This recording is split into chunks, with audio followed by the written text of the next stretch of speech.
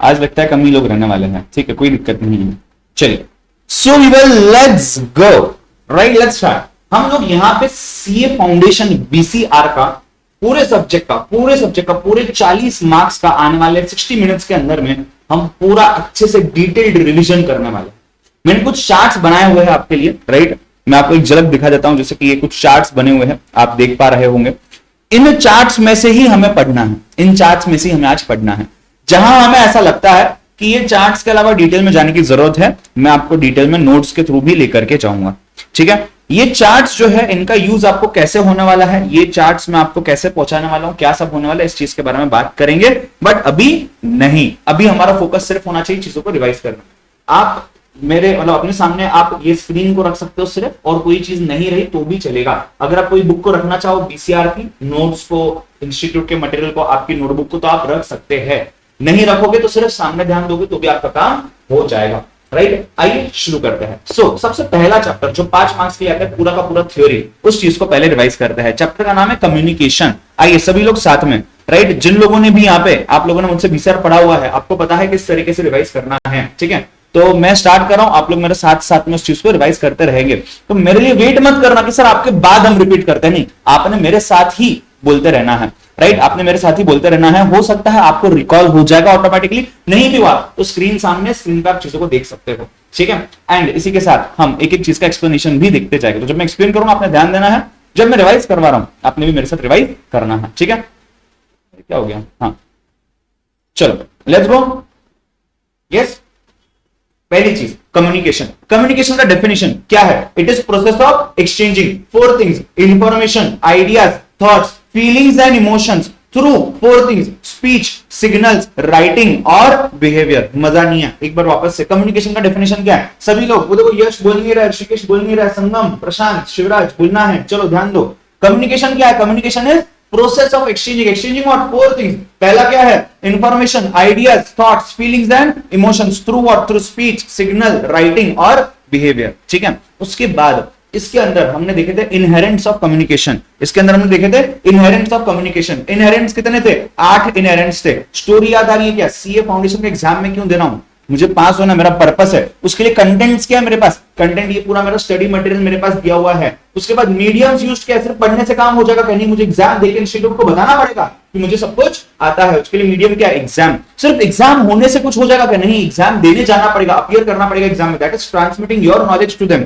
इस बीच में तकलीफें तो बहुत आएंगी। कुछ तकलीफें आपके दिमाग के अंदर, मेंटल कुछ प्रॉब्लम हो सकता है, फिजिकली आप कहीं कोई चीज को फेस कर सकते हो, तो ऑब्स्टेकल्स रहने वाले हैं। That is nothing but noise. उसके बाद आपने तो पेपर दे दिया, बट पेपर मिला ही नहीं एग्जामिनर को, पेपर चेकर को, काम चलेगा कि नहीं? मार्क्स कैसे देगा वो? मार्क्स तो पेपर के बेसिस पे देगा, तो रिसीव होना भी जरूरी है। उसके बाद डिकोडिंग है, उसके बाद इंटरप्रेटिंग है। जब मैं डिकोडिंग बोलता हूं तो उस इंसान में आप जो चीज बोल रहे हो वो लैंग्वेज उसको आनी चाहिए। अगर आपने इंग्लिश में पेपर लिखा हुआ है, उसको इंग्लिश आती नहीं, वो डिकोड कर पाएगा क्या चीजों को? नहीं। और इंटरप्रेटिंग, जिस तरीके से आपने बोला है उसी तरीके से उसने समझना है सामने वाले ने, राइट। अगर आपने एक तरीके से बोला, सामने वाला दूसरे तरीके से समझ रहा है, तो उस तक आपकी भावनाएं पहुंच ही नहीं पाएंगी।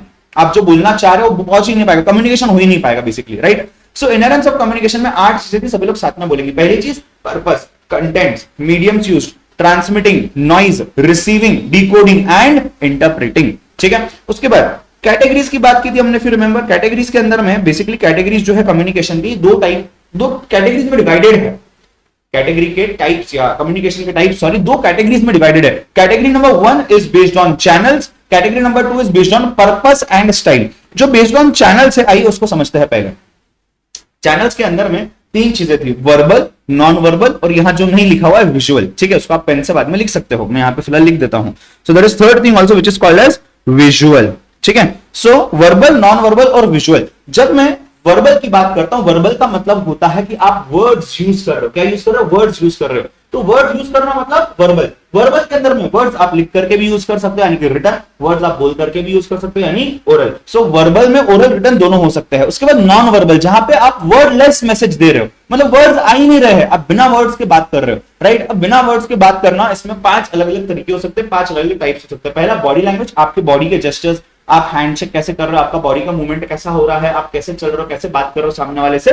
सो basic body language, that is physical. Second is para language, the way you say something is referred to as para language, right. The way you say something, आप कोई चीज कैसे बोल रहे हो, कितना वॉल्यूम है, कितना पिच है, हाई है, लो है, कितना स्लो है, कितना फास्ट है, कितना फोकस करो एक पर्टिकुलर चीज के ऊपर, दैट इज पैरा लैंग्वेज। तीसरी चीज जो है एस्थेटिक। एस्थेटिक मतलब क्या? एस्थेटिक मतलब कोई भी आर्ट फॉर्म हो गया, drawing, painting, dancing, singing etcetera, कोई भी आर्ट फॉर्म, स्कल्पचर हो गया, कोई भी चीज। अपीयरेंस पहली चीज है, आप किस तरीके से सामने आए हो, आपने शर्ट पहनी हुई है, आपने टी शर्ट पहनी हुई है, आपने ब्लेजर लगा रखा है, आपने कुछ डीजे की बात की थी अपन ने, जंकी फंकी पहन रखा है, कैप पहनी है, नहीं पहनी है, ये सभी चीजें मैटर करती है। तो पहली चीज है जो देखी जाती है किसी भी इंसान में, और वो इंसान कितना ऑर्गेनाइज्ड, कितना डिसिप्लिन है, ये उससे पहचाना जा सकता है।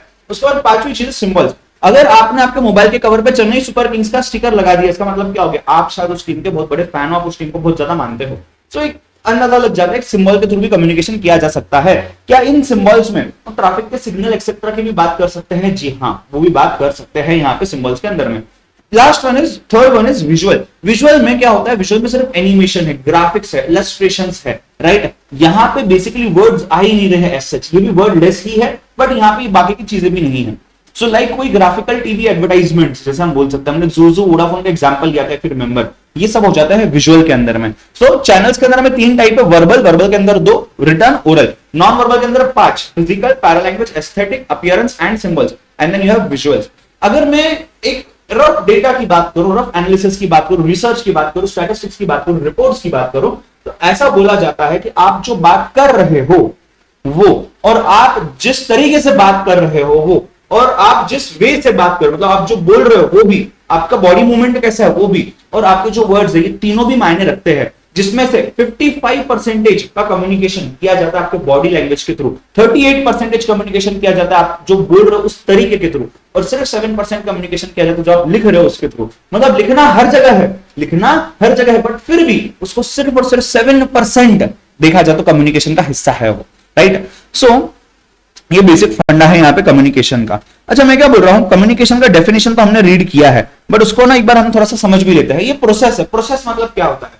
Communication is a process. Process मतलब कोई चीज जहां कुछ इनपुट जाता है और वहां से आउटपुट आता है। आलू डाल दो, सोना निकलेगा, समझ रहे हो? शुगर केन डाल दो, शुगर निकलेगा। इनपुट डालना, आउटपुट निकलेगा। तो कम्युनिकेशन में भी सेम होता है। आप कुछ सोच रहे हो दिमाग में, उसको यहाँ पे डाल रहे हो, आप चीज को कम्युनिकेट करना चाह रहे हो, दूसरा इंसान उसको समझ रहा है, तो आपका यहाँ से इनपुट जा रहा है, वो इंसान को वहां पे आउटपुट मिल रहा है। So that is referred to as communication। तो प्रोसेस है जहां हम एक्सचेंज करते हैं। क्या एक्सचेंज करते हैं? हम चार चीजें एक्सचेंज करते हैं। इन्फॉर्मेशन, कोई भी चीज के बारे में आपके दिमाग में कोई आइडिया हो, बिजनेस आइडिया हो, कोई भी चीज की आइडिया हो, उसके बारे में आइडियाज के अलावा थॉट्स हो सकते हैं, आपके विचार कुछ है, या फीलिंग्स एंड इमोशंस आप एक्सप्रेस करना चाह रहे हो सामने वाले तक, वो चीज हो सकती है, राइट। थ्रू कैसे करना है ये? आप स्पीच के थ्रू, बात करके कर सकते हो, राइट। सिग्नल्स के थ्रू, कोई इशारे करके कर सकते हो, लिख करके कर सकते हो, या अपने बिहेवियर से सामने वाले को वो चीज जता सकते हो, ठीक है। So that was about communication. Communication में फिर रिमेंबर हमने एक और कॉन्सेप्ट देखा था, एनकोडिंग और डिकोडिंग का।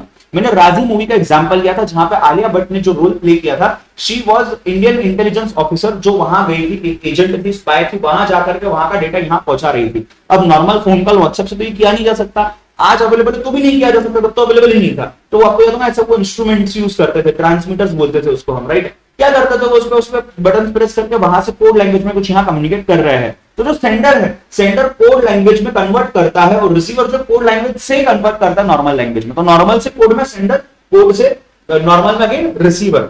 जो सेंडर है वो एनकोड करेगा, मतलब एनकोड करना मतलब नॉर्मल रॉ डेटा से लेकर के उसको आपने एक पर्टिकुलर कोड लैंग्वेज में कन्वर्ट करना।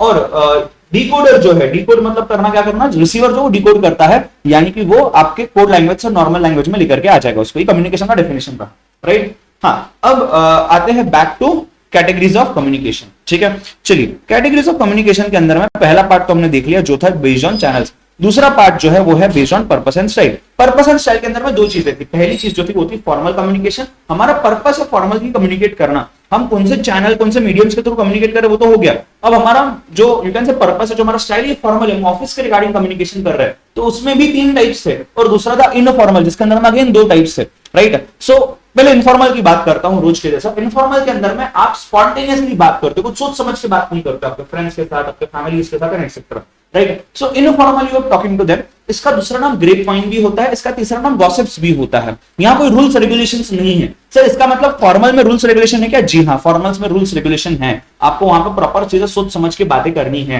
किससे बात करनी है ये भी रूल है, और क्या बात करनी है, कितनी देर बात करनी है ये भी रूल है। हमने 3 टाइप देखे फॉर्मल के अंदर में, vertical formal communication, horizontal formal communication, diagonal formal communication, या डायगोनल का दूसरा नाम है क्रॉस फंक्शनल कम्युनिकेशन। इंस्टीट्यूट कभी कभी क्रॉस फंक्शनल ये वर्ड यूज करके भी क्वेश्चन पूछता है। जब मैं वर्टिकल बोलता हूं तो 2 लोगों के बीच में है जो अलग अलग लेवल्स पे है मैनेजमेंट के, राइट। सो एक बॉस वाले लेवल पे, टॉप लेवल पे, दूसरा उसके नीचे वाले लेवल पे, एकदम नीचे वाले लेवल पे है। ये 2 लोग आपस में बात कर रहे हैं, ये लोग एक दूसरे को डेटा शेयर कर सकते हैं। बॉस जो है ये छोटे जो उसका एम्प्लॉय है उसको कुछ काम दे सकता है, ऑर्डर दे सकता है। ये तो छोटा एम्प्लॉय है, जो जूनियर है ये सीनियर को अपनी रिपोर्टिंग कर सकता है बॉस को। ये सभी चीजें बेसिकली वहां पे हो सकती है, राइट। यहाँ पे फायदा क्या है? इन्फॉर्मेशन इमीडिएटली मिल रही है एक दूसरे को, फीडबैक भी इमीडिएटली मिल रहा है। तो मैंने आपको कुछ काम दिया, आपको काम नहीं कर सकते हो, तो आपने सामने से तुरंत बोल दिया सर ये काम मुझसे ना हो पाएंगे, तो मुझे और कुछ काम दे दीजिए, राइट। उसके बाद अगर मैं बात करूं तो डेटा लॉस नहीं होता है, समय भी कम लगता है, डेटा भी लॉस नहीं होता, 10 लोग इन्वॉल्व नहीं होते ना, आप डायरेक्टली बात कर रहे हो एक दूसरे से, तो फायदा है वर्टिकल फॉर्मल का। उसके बाद हॉरिजॉन्टल फॉर्मल में जैसे कि कुछ मीटिंग्स होते हैं। अब हॉरिजॉन्टल का मतलब है ऐसा वाला हॉरिजॉन्टल, वर्टिकल ये हो गया ना, तो हॉरिजॉन्टल ये हो गया, और डायगोनली टेढ़ा वाला, राइट। तो ये जो हॉरिजॉन्टल है, हॉरिजॉन्टल में क्या चीज आती है बेटा? हॉरिजॉन्टल में बेसिकली 2 लोग जो सेम लेवल ऑफ मैनेजमेंट पे है, भले अलग अलग डिपार्टमेंट में है, एक सेल्स मैनेजर होगा, एक परचेस मैनेजर होगा, दोनों अलग अलग डिपार्टमेंट पे है, क्या इसको मैं हॉरिजॉन्टल वे ऑफ कम्युनिकेशन बोल सकता हूँ? जी हाँ, बिल्कुल। तो जब मैं हॉरिजॉन्टल वे ऑफ कम्युनिकेशन बोलता हूँ, यहाँ पे क्या हो जाता है, यहाँ पे 2 लोग जो सेम लेवल ऑफ डिपार्टमेंट या same level of organisation, same level of management पे होता है, वो लोग आपस में बातें करते हैं। तो यहाँ पे कुछ मंथली मीटिंग्स हो सकती है, 2 कलीग्स आपस में बातें कर रहे हैं, ये चीज हो सकती है। क्रॉस फंक्शनल जो है, आप यहाँ बैठे हो, बॉस हो किसी ऑर्गेनाइजेशन के 3rd लेवल पे हो, आपने दूसरे लेवल या तीसरे लेवल उनके लोगों से बात कर ली डायरेक्टली, दूसरे डिपार्टमेंट के, मतलब कोई भी लेवल ऑफ मैनेजमेंट पे आप बातें कर रहे हो, क्रॉस फंक्शनल, जिसके साथ जरूरत पड़ी, जो जिसके बारे में बात करनी है उसके साथ बात कर लिया, काम खत्म कर लिया। आप वेट नहीं करो किसी के परमिशन का, अरे इसकी परमिशन आ जाएंगी, फिर मैं उससे मिलूंगा, फिर मैं उससे बात करूंगा, ये चीज करने की जरूरत नहीं है। तो उस केस में हम क्या बोलेंगे? उस केस में हम बोलेंगे बेटा इट इज डायगोनल कम्युनिकेशन, या डायगोनल का हम दूसरा नाम क्या बोलते हैं? Cross functional communication. यार is it clear till now? Can I get a yes in the chat box? जो लोग लाइव में अटेंड कर रहे हो, यहां तक चीजें क्लियर है क्या? उसके बाद आते हैं नेटवर्क्स के ऊपर।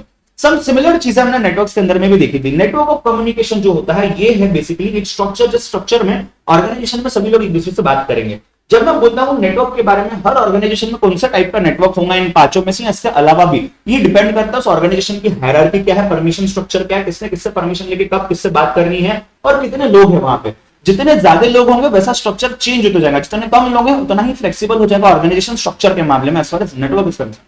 ठीक है। अब नेटवर्क में 5 टाइप्स इंस्टीट्यूट ने आपके लिए कवर किए गए हैं। पहला टाइप जो है वर्टिकल नेटवर्क, ये सेम है, सिमिलर है to vertical formal communication type also, जो हमने टाइप्स में जस्ट कंप्लीट किया। वर्टिकल में 2 लोग आपस में बात कर रहे हैं, मे बी एक हायर लेवल की अथॉरिटी पे, एक लोअर लेवल की अथॉरिटी पे है, दोनों आपस में बात कर रहे हैं, एक दूसरे को इन्फॉर्मेशन एक्सचेंज कर रहे हैं, रिस्पॉन्स इमीडिएटली मिल सकता है, टाइम ज्यादा वेस्ट नहीं होता है, रिस्पॉन्स भी इमीडिएटली मिलेगा, टाइम भी वेस्ट नहीं होगा, सब चीजें होंगी प्रॉपर्ली, एकदम फटाफट से, डेटा डिस्टर्बेंस बिल्कुल नहीं होगा, बिकॉज 2 लोग आपस में बात करेंगे, ठीक है, काम फटाफट हो जाएगा। सर्किट के अंदर में भी 2 लोग आपस में फटाफट से बात कर पाएंगे, but circuit is more sort of people on the same level of the organisation या same level of the management. यहाँ ऊपर नीचे नहीं है, वर्टिकल में ऊपर नीचे है, यहाँ सेम लेवल पे है, राइट। आपस में बात करो, आओ चले जाओ, ये इनफॉर्मल कम्युनिकेशन भी हो सकता है एक तरीके से। उसके बाद तीसरा चेन ऑफ कमांड, अगर आपको याद होगा चेन ऑफ कमांड को विजुअलाइज कर पा रहे होंगे, तो यहाँ पे ए है, यहाँ बी है, फिर यहाँ पे सी है, फिर यहाँ डी है, फिर यहाँ पे ई है, फिर यहाँ एफ है, और फिर यहाँ जी है।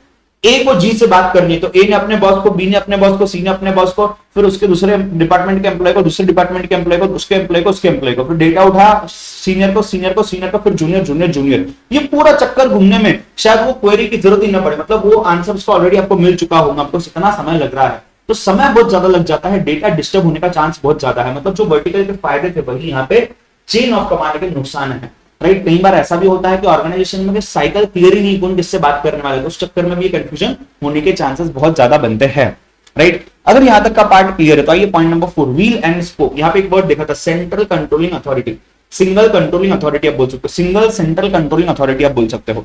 सो ये जो एससी होता है, सिंगल कंट्रोलिंग अथॉरिटी, जैसे किराने का दुकान, एक दुकान में 10 लोग काम कर रहे हैं, 10 के 10 लोग काम जो कर रहे हैं वो इस किराने वाले के दुकान के ओनर को ही बात करेंगे, छुट्टी लेनी है उसी से बात करेंगे, डाउट है उसी से बात करेंगे, जो भी है उसी से बात करेंगे। तो एक ही इंसान है जो हर चीज को कंट्रोल किए जा रहा है, and that person is known as single controlling authority. इसके अपने फायदे अपने नुकसान है, बट हाँ एक चीज तो तय है, ये बहुत बड़े ऑर्गेनाइजेशन में नहीं किया जा सकता। पता चला मुकेश अंबानी जी सभी की क्वेरी सॉल्व करने में बिजी है, काम तो हो ही नहीं रहा है, क्यों? क्योंकि वो अकेले इकलौते इंसान है। तो ऐसा नहीं है, वहां पे हायरार्की डिवाइडेड है, वहां पे स्टार नेटवर्क फॉलो किया जाता है। स्टार नेटवर्क मतलब क्या? बिल्कुल स्टार के जैसा, जिसको जिससे बात करनी है उससे बात कर सकता है डायरेक्टली बिना किसी परमिशन के। सब ओपननेस है कि जितने बड़े ऑर्गेनाइजेशन और आजकल के ऑर्गेनाइजेशन वहां पे यूजुअली किया जाता है star network of communication follow.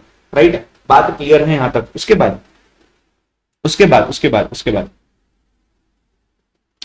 मैं क्या बोलता हूं, एक सेकंड रुको, मुझे पानी की जरूरत है और मेरे सामने बॉटल है नहीं, मैं पानी लेकर का, एक सेकंड।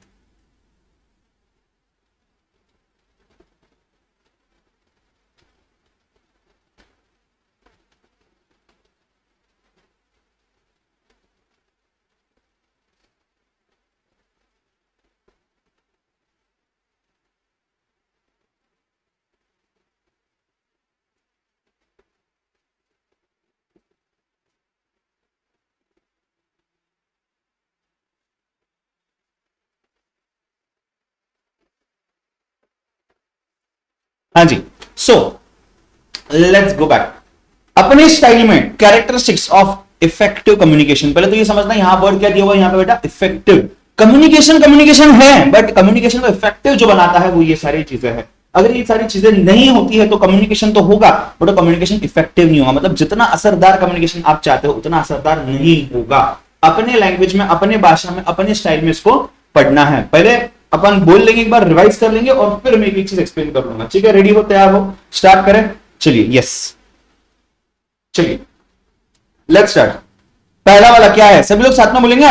क्लियर, क्लियर के बाद क्या है? कंसाइज, उसके बाद क्लियर, उसके बाद concise, concrete, clear concise concrete, coherence, clear concise concrete, coherence, complete, clear concise concrete, coherence, complete, courtesy, clear concise concrete coherence complete courtesy listening for understanding, clear concise concrete coherence complete courtesy listening for understanding, focus and attention, clear concise concrete coherence complete courtesy listening for understanding, focus and attention, emotional awareness and control। हमने उसको ऐसा भी याद कर लिया था कि यहाँ पे 6 C's है और सुनो और फोकस करके अवेयर हो जाओ, ऐसा भी इसको याद किया हुआ था। आइए समझते हैं क्लियर का मतलब क्या होता है। आपका मैसेज भी क्लियर होना चाहिए और आपके मैसेज का purpose of communicating that message भी क्लियर होना जरूरी है। कंसाइज या प्रिसाइज का मतलब है जितना है कट टू कट बोलिए, इररिलेवेंट वर्ड्स, रिपीटेटिव वर्ड्स को निकाल दीजिए। उसके बाद कॉन्क्रीट मतलब फैक्ट से भरा हुआ, जो भी फैक्ट्स एंड फिगर्स है वो वैसा ही हो गए। अगर मेरे लिए कल महेंद्र सिंह धोनी ने सेंचुरी बनाई तो आपके लिए भी सेंचुरी ही बनाई है, वो सेम चीज है, वो चेंज नहीं हो सकती person to person. It is not relative, it is not subjective, it is not descriptive, it is very much objective. जो है वैसा ही है सभी के लिए, तो कॉन्क्रीट चीजें कॉन्क्रीट ही रखनी है। कोहेरेंस, लॉजिकल फ्लो होना चाहिए। हमने विरुष्का वाला एग्जांपल लिया था। अगर मुझे इंट्रोड्यूस करना है विराट कोहली और अनुष्का शर्मा को, तो आज जो वो कर रहा है उससे इंट्रोड्यूस करूंगा कि नहीं, वो जब से पैदा हुए फिर वो कैसे मिले, क्या क्या कर रहे हैं अपने करियर में, और आज तक की बात करूंगा मैं। ठीक है, सो कोहेरेंस एक सीक्वेंस होना चाहिए, लॉजिकल सीक्वेंस होना चाहिए, डेट्स एक्सेट्रा दिया हो, यू कैन से क्रोनोलॉजिकल होना चाहिए। ठीक है, उसके बाद अगली चीज क्या देखिए अपन ने उसी के अंदर में, कंप्लीट। कंप्लीट का मतलब क्या है? सामने वाला डिसीजन ले सके, उसके लिए उसको जो भी इंफॉर्मेशन देनी है सबकी सब इंफॉर्मेशन आपने उसको देनी है, कोई इंफॉर्मेशन आपने मिस आउट नहीं करनी है। देन लिसनिंग फॉर अंडरस्टैंडिंग, अच्छा सॉरी, कर्टेसी। कर्टेसी का मतलब क्या हो जाता है? आपने कहीं भी जिसी से भी बात करनी है आपने मेक श्योर करना आप पोलाइटनेस के साथ बात करो, आप अननेसेसरी झगड़ते मत बैठो, पर्सनल एक्विजिशन थ्रेटन करना, धमकी देना वगैरह नहीं। राइट, सो आपने ट्राई करके पर्सनल नहीं होना है, आपने ट्राई करके जितना प्रोफेशनल हो सकते हो उतना रहना है, and at the same time अपने पोलाइटफुली बात करनी है। उसके बाद 7th वाला था लिसनिंग फॉर अंडरस्टैंडिंग। एक होता है हियरिंग, दूसरा होता है लिसनिंग। हियर करना मतलब यहां से सुनना, यहां से बाहर निकाल देना। पर जब मैं लिसन बोलता हूं मतलब सामने तक क्या बोलने की कोशिश कर रहा है उसको ध्यान से ऑब्जर्व करो, उसके वर्ड्स भी सुनो और वर्ड्स के साथ साथ उसके एक्शंस को भी नोटिस करो, समझने की कोशिश करो, बोलने की कोशिश कर क्या रहा है। ठीक है, तो लिसनिंग फॉर अंडरस्टैंडिंग हमने सुनना है सोचने के लिए, समझने के लिए। राइट, उसके बाद फोकस एंड अटेंशन। हमने एग्जांपल देखा था, एक लेक्चर मिस आउट हो गया, आगे का लेक्चर समझने नहीं आ गया। एक ओवर मिस आउट हो गया आईपीएल का, आगे का आईपीएल का ओवर समझने आएगा क्या? बिल्कुल हाँ। Right, so that is the difference. कई चीजें ऐसी होती है जहां पे पूरा अटेंटिव 100% फोकस्ड अटेंटिव रहना जरूरी होता है, कई बार नहीं होता है। Then next one is emotional awareness and control. जब मैं इमोशनल अवेयरनेस एंड कंट्रोल की बात करता हूं तो एज अ पर्सन उस कम्युनिकेटिंग मुझे अपने इमोशंस का अवेयरनेस तो रहना जरूरी है ही है, बट मुझे सामने वाले के इमोशंस का अवेयरनेस रहना भी जरूरी है। अकॉर्डिंगली मुझे कम्युनिकेट करना है। आप किचन में जाकर के मम्मी को हेल्प करते क्यों? आपको मोबाइल फोन चाहिए था, एग्जांपल देखा था अपन ने। ठीक है, characteristics of effective communication clear है क्या सभी को? हाँ या ना बताइए चैट बॉक्स में फटाफट। उसके बाद आते हैं बैरियर्स पे। बैरियर्स की भी स्पेलिंग यहाँ मिसप्रिंट हुई है, ठीक है, कोई दिक्कत नहीं है। क्लियर है क्या यहां तक? यस। आपको एग्जांपल याद है क्या बैरियर्स का? Story, KC India limited 1 lakh crore की कंपनी, 1,000 करोड़ का प्रॉफिट, फॉर्च्यून 500 में नंबर 1 पे है, बराबर। हाँ चलिए, सो उसी कंपनी में 2 लोग थे, बात है 2007 की। एक थी ऐश्वर्या, एक था अभिषेक, याद है क्या? हाँ, वो वाला अभिषेक नहीं जो यहाँ है, दूसरा अभय था। हाँ, ये तो अपना सीईओ बनेगा, वो क्लर्क की बात हो रही है। सो एक था अभय, एक थी ऐश, दोनों की कहानी शुरू हुई काम की। हाँ, कुछ भी मत सोचो, काम की कहानी शुरू हुई। 10 बैरियर समझे थे हमने इस कहानी के थ्रू। दोनों अलग अलग है, मैं कहानी नहीं दोहरा रहा हूँ, रिपीट नहीं करूंगा, समझने की कोशिश करना, सिर्फ रिलेट कर पाऊंगे शायद आप। तो मेल और फीमेल, मेल की ब्रेन अलग तरीके से बनी हुई है, फीमेल की ब्रेन अलग तरीके से बनी हुई है। जिस चीज पे आप लॉजिक लगाओगे वो शायद लॉजिक में लगेंगे, जहां वो इमोशन लगाएंगे वहां शायद आप इमोशन नहीं लगा पाओगे, ठीक है। उसके बाद हमने दूसरा क्या देखा, फिजिकल। फिजिकल मतलब आपका ऑर्गेनाइजेशन दूसरी जगह, मेरा ऑर्गेनाइजेशन दूसरी जगह है, आप पुणे में हो, मैं मुंबई में हूं, हम फिजिकली मिल नहीं सकते एक दूसरे को, क्या ये बैरियर बन सकता है कम्युनिकेशन में? हाँ। ऑर्गेनाइजेशन स्ट्रक्चर, एक थी सीईओ मैनेजर, दूसरा था क्लर्क। अब क्लर्क और मैनेजर का आपस में बात होना बहुत ज्यादा मुश्किल हो जाता है आइडियली। नेक्स्ट, लैंग्वेज, आप इंग्लिश बोल रहे हो, मैं मराठी बोल रहा हूँ, मुझे जय महाराष्ट्र के अलावा कुछ नहीं आता और आपको इंग्लिश के अलावा कुछ नहीं आता, आप क्या करोगे? बात नहीं कर पाओगे। कल्चरल डिफरेंसेस है, मैं गणपति बप्पा मोरे वाला हूँ, आप मेरी क्रिसमस वाले हो सकता है हम एक दूसरे की भावनाएं समझ नहीं सके। कल्चर, हर ऑफिस में अपना अपना कल्चर होता है, हर घर में अपना अपना कल्चर होता है, हर ऑर्गेनाइजेशन का अपना अपना कल्चर होता है, हर ग्रुप ऑफ फ्रेंड्स का अपना अपना कल्चर होता है। इसके ऊपर बात कर चुके अपन। नेक्स्ट, उसके बाद क्या था? एटीट्यूड। आपको चाहिए थी हाउस वाइफ, उसको चाहिए था हाउस हस्बैंड, आप दोनों का एटीट्यूड अलग अलग है, परसेप्शन अलग अलग है। एटीट्यूड में हमने एक और चीज देखी थी, वो ये था कि वो कमा रही है 10,000 रुपए महीना, आप कमा रहे हो समझो 1 रुपया महीना। अब कैसे तालमेल हो पाएगा दोनों लोगों का, राइट? तो परसेप्शन और एटीट्यूड को इस तरीके से देखा था हमने। उसके बाद हम गए थे इमोशनल पे। अगर आप गुस्से में होते हो तो आप डिसीजन नहीं ले पाते हो। अगर आपको ऐसा लगता है सामने वाला हमारे ऊपर नाराज हो जाएगा तो आप डिसीजन नहीं ले पाते, कम्युनिकेट नहीं कर पाते हो। उसके बाद 2 और चीजें, फिजियोलॉजिकल, जहां पे आपकी तबियत खराब हो जाती है physically, mentally, emotionally, where you can not go to that particular person, ideally physically देखा जाए तो, राइट? उसके बाद होता है टेक्नोलॉजी, या तो आपके पास टेक्नोलॉजी नहीं है या तो है बट आपको यूज करते नहीं आ रहा है। इसी के साथ 10 बैरियर हमारे होते हैं खत्म, ठीक है।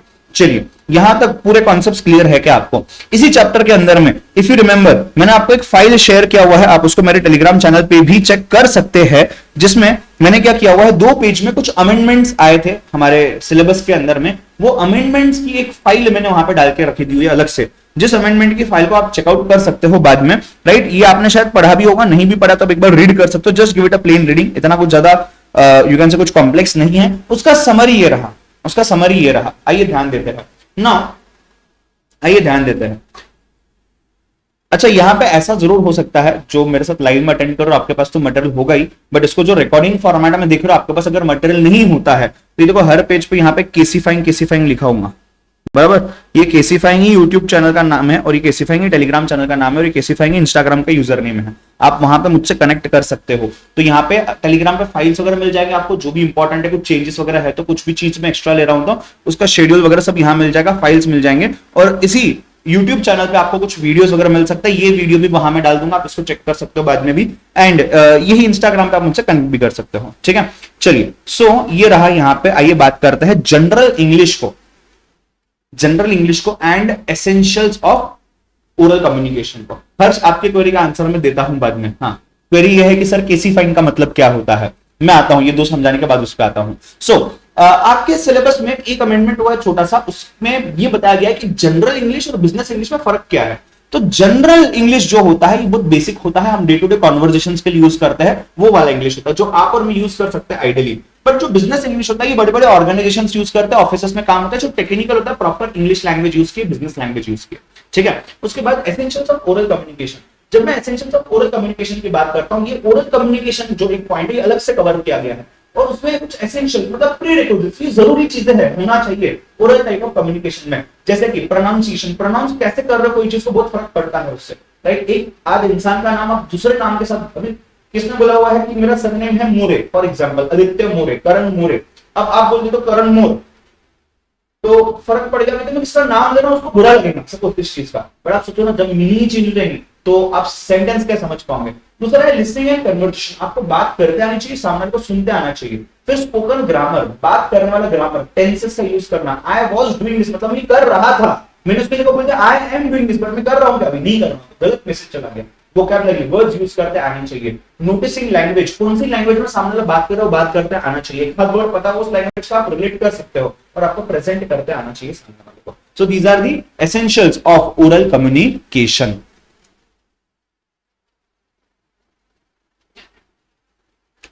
ठीक है, यहां तक लाइव में जो अटेंड कर रहे हो सभी लोग, यहां तक चीजें क्लियर है पक्का? यहां तक चीजें क्लियर है पक्का? यस और नो? ठीक है, आगे बढ़े, आगे बढ़े क्या?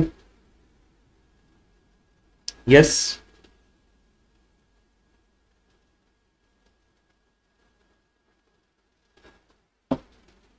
चलो।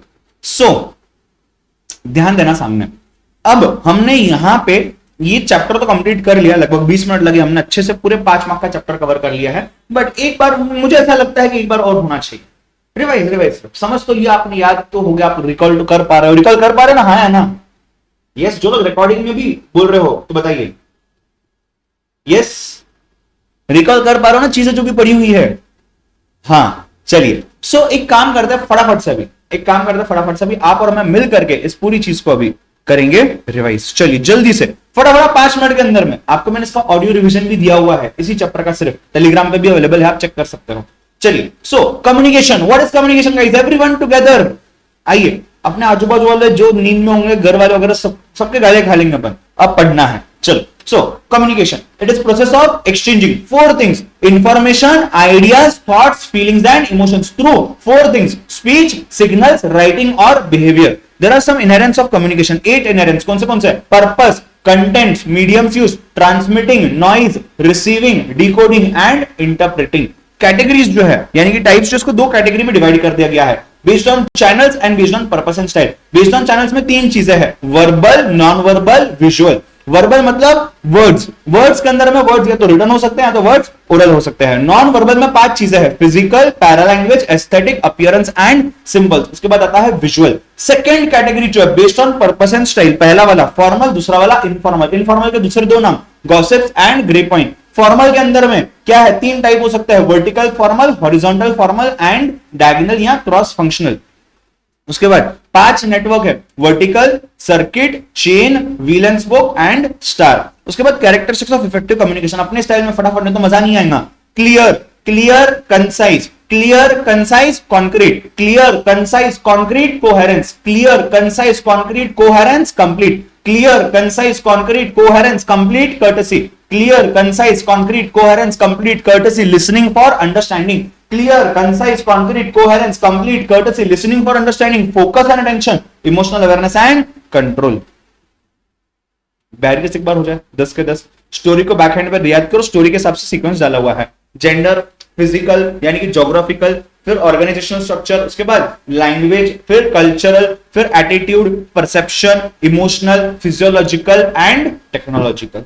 उसके बाद एसेंशियल्स ऑफ ओरल कम्युनिकेशन में 5 चीजें, 6 चीजें थी sorry: pronunciation, listening and conversation, spoken grammar, vocabulary and noticing language and presenting it, presentations, right? General English, day to day language, basic. Technical English जो होता है ये बिजनेस इंग्लिश होता है और वर्क प्लेस पे यूज किया जाता है। इसी के साथ बढ़ते हैं आगे। आइए, अब ये तो पहला पार्ट हो गया, पहला पार्ट है थ्योरी वाला पार्ट। दूसरा जो पार्ट है वो है आपका ग्रामर, उसके ऊपर हम आएंगे एंड में। अब जिस चीज के ऊपर मैं बात करने जा रहा हूं वो बात करने जा रहा हूं मैं राइटिंग स्किल के बारे में, राइट? सो राइटिंग स्किल्स को मैं स्टार्ट करता हूं, राइटिंग स्किल्स को मैं स्टार्ट करता हूं बेसिक्स ऑफ राइटिंग से। राइटिंग के कुछ बेसिक्स आपके सिलेबस में शेयर किए गए हैं, जैसे कि स्टेप्स टू राइट, 7 स्टेप्स है जो लिखने के लिए इंपॉर्टेंट है। पहली स्टेप क्या है? आपने टॉपिक को सोचना है या कोई आपको टॉपिक दे देगा, उसके बाद क्या करना है? ब्रेन में तूफान लेके आना है, मतलब ब्रेन स्टॉर्मिंग करना है, सोचना है उस बारे में, फिर ऑर्गेनाइज करना है। जो भी सोच लिया आपने पेपर पे लिख दिया, उसमें से पहली चीज कौन सी, दूसरी चीज कौन सी, तीसरी चीज कौन सी, चौथी चीज कौन सी, ऑर्गेनाइज करना है। उसके बाद फोर्थ क्या, आपने लिखना स्टार्ट करना है। जो भी सोचा ऑर्गेनाइज कर लिया उसको लिखना स्टार्ट कर दो। पांचवी चीज कौन सी, जो भी लिख लिया उसको एक बार वापस से रिविजिट करो, यानी कि रिवाइज करो, देख लो वही लिखा है जो सोच रहे थे और जो सोचा था वो सही सोचा था बेस्ड ऑन द टॉपिक। उसके बाद अगर लगता है कुछ चेंजेस है एडिट कर लो, प्रूफ रीड कर लो, ग्रामर वगैरह चेक कर लो उस लैंग्वेज का, एंड आप उसको पब्लिश कर लो ऑनलाइन या फिर उसको प्रिंट आउट निकाल दो, फाइनल हो जाएगा। ठीक है, तो इधर स्टेप्स टू राइटिंग। 4 स्टाइल्स थे राइटिंग के, याद आ रहा है कि 4 स्टाइल्स थे। पहला स्टाइल था एक्सपोजिटरी, जहां हम फैक्ट्स को शेयर करते हैं। सेकेंड स्टाइल था परसुएसिव, जहां हम किसको परसुएड करते, कन्विंस करते हैं। तीसरा स्टाइल था डिस्क्रिप्टिव, जहां हम हमारा पर्सनलाइज यानी कि कस्टमाइज कंटेंट शेयर करते हैं, जिसकी पोएम्स एक्सेट्रा। एंड फोर्थ था नरेटिव, जहां ऑटोबायोग्राफीज, बायोग्राफीज, जहां से हम स्टोरीज को टेल करते हैं, स्टोरी टेलिंग बेसिकली, राइट। तो ये रहा आपका बेसिक्स ऑफ राइटिंग। एग्जाम में कभी भी नहीं आया है आज तक, बट आ गया अगर तो आपको थोड़ा सा बेसिक आइडिया है। आपको इनमें से चारों में से किसी भी चीज के ऊपर लिखने के लिए बोला जा सकता है। आइडियली देखा जाए आर्टिकल राइटिंग जो आप करते हो, फैक्ट्स जो आप लिखते हो, क्या है, एक्सपोजिटरी है। कोई आइडिया के बारे में लिखना, लेटर लिखना कन्विंसिंग है, परसुएसिव। पर्सनलाइज कंटेंट शेयर करना वो आप बहुत जगह पर कर सकते हो। स्टोरी टेल करना, नरेटिव, एक रिपोर्ट राइटिंग का एग्जांपल भी आप उसमें ले सकते हो। तो ये रहा स्टाइल्स ऑफ राइटिंग आपके सामने। मजा आया यहां तक? क्लियर है? कहना बेटे यस और नो? बताते रहिए जल्दी, जो लोग लाइव देख रहे हो मुझे। हाँ या ना? काम आएंगे ना ये चीज जो बनाई आपके लिए खास? ये आपके लिए खास बनाई है, ये पहले नहीं थी कभी अवेलेबल। मैं इतने सालों से पढ़ा रहा हूं, 50 बैचेस पढ़ा चुका हूं मैं बीसीआर के 5-6 साल में पिछले। ये पहली बार बनाया है खास तुम्हारे लिए, ठीक है? चलिए हाँ आगे बढ़े। ये जो कल आप लोग बोले थे ना सर मेरा टेस्ट बाकी है, 2-3 बच्चों का चेक करना, वो चेक करके दे दो, वो चेक ना करते हो, मैंने कल ये बैठ के बनाया। मुझे लगता है मैंने सही किया, टेस्ट में आज चेक करके दे दो। हाँ प्रशांत सही है ना? चलिए आइए आगे बढ़ते हैं। कॉम्प्रीहेंशन पैसेज की बात करते हैं। कॉम्प्रीहेंशन पैसेज की बात करते हैं।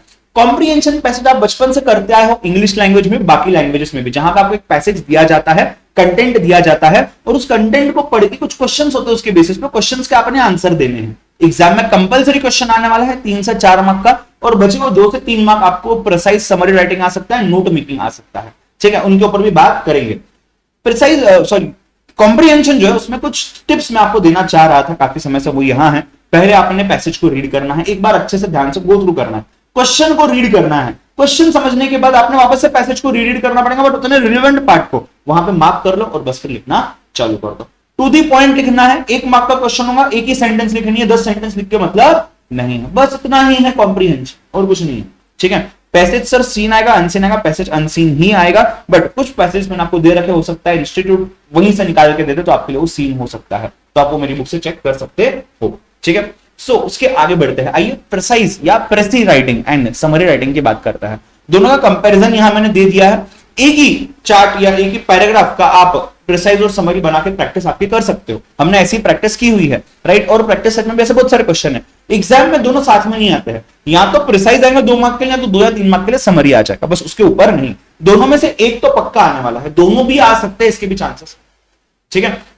प्रिसाइज राइटिंग में जितना भी कंटेंट है उसका 1/3 आने वाला है, कंपलसरी पैराग्राफ फॉर्मेट में लिखना है। समरी के अंदर में उसका शॉर्ट अकाउंट आएगा, यानी कि 1/5 यानी कि 1/2 आप बोल सकते हो, 1/5 नहीं एक्चुअली, सॉरी ये गलत हो गया है यहाँ पे, 1/2 और यहाँ पे 1/3, मतलब ये 33% अप्रॉक्स आना चाहिए, 50% अप्रॉक्स आना चाहिए, ठीक है? So that is about summary and precise as far as length is concern, as far as content is concern, ठीक है? सीक्वेंस वगैरह यहां पर आप चेंज नहीं कर सकते बिल्कुल भी। यहां अगर आपको लगता है कि सीक्वेंस चेंज करने से और अच्छा समरी बन सकता है तो ही आप सीक्वेंस चेंज करें, अदरवाइज सीक्वेंस चेंज करके मतलब नहीं है। ये कंपलसरी पैराग्राफ फॉर्मेट में ही लिखना है, एक ही पैराग्राफ में सब कुछ खत्म। यहाँ पे आप 2-3 पैराग्राफ बना सकते हो, 2-3 पॉइंट फॉर्मेट में लिख सकते हो, कोई दिक्कत नहीं है, ठीक है? यहाँ पे सिर्फ जो ओरिजिनल टेक्स्ट में दिया हुआ उतना ही लिखना है, आपका दिमाग नहीं चलाना है। यहाँ दिमाग चला सकते हो, बट जितना कम चलाऊंगा उतना अच्छा है, प्रैक्टिकली भी, एग्जाम पॉइंट ऑफ व्यू से भी। बट हाँ, आप आपके कमेंट्स दे सकते हो, आप आपका एडवाइस जरूर दे सकते हो, राइट? इसी के साथ ये तीनों चीजें होती है खत्म। मैं बढ़ता हूं आगे। आइए नोट मेकिंग की बात करता है। ये देखिए नोट मेकिंग, आइए नोट मेकिंग की बात करता है, ठीक है? सभी लोग सामने ध्यान देना। यहां तक चीजें क्लियर है क्या पहले मुझे बताओ? यहां तक चीजें क्लियर है क्या पहले मुझे बताओ, जल्दी से बताओ। लाइव में जो लोग अटेंड कर रहे हो फटाफट से बताइए, यहां तक चीजें क्लियर है पक्का?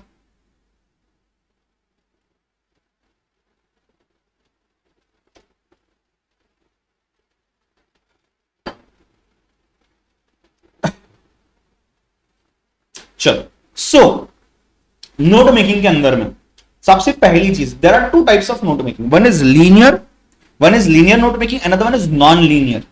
One is linear, another one is non linear. जो लीनियर नोट मेकिंग है वहां पे आप पॉइंट लिखते हो प्रॉपरली। जो नॉन लीनियर है वहां पे आप एक माइंड मैप, एक ट्री डायग्राम बना सकते हो, अगर आपको याद आ रहा होगा मैं क्या बोल रहा हूं। एग्जाम में लीनियर को ही टेस्ट किया गया है बहुत सारी बार। प्रोसीजर क्या है, आपने पहले पैसेज को पढ़ना है जो दिया होगा, पैसेज हो सकता है कॉम्प्रीहेंशन पैसेज हो सकता है प्रिसाइज, या समरी के लिए पैसेज हो, उसी का आपने नोट मेकिंग बनाना है, ऐसा भी पॉसिबिलिटी है।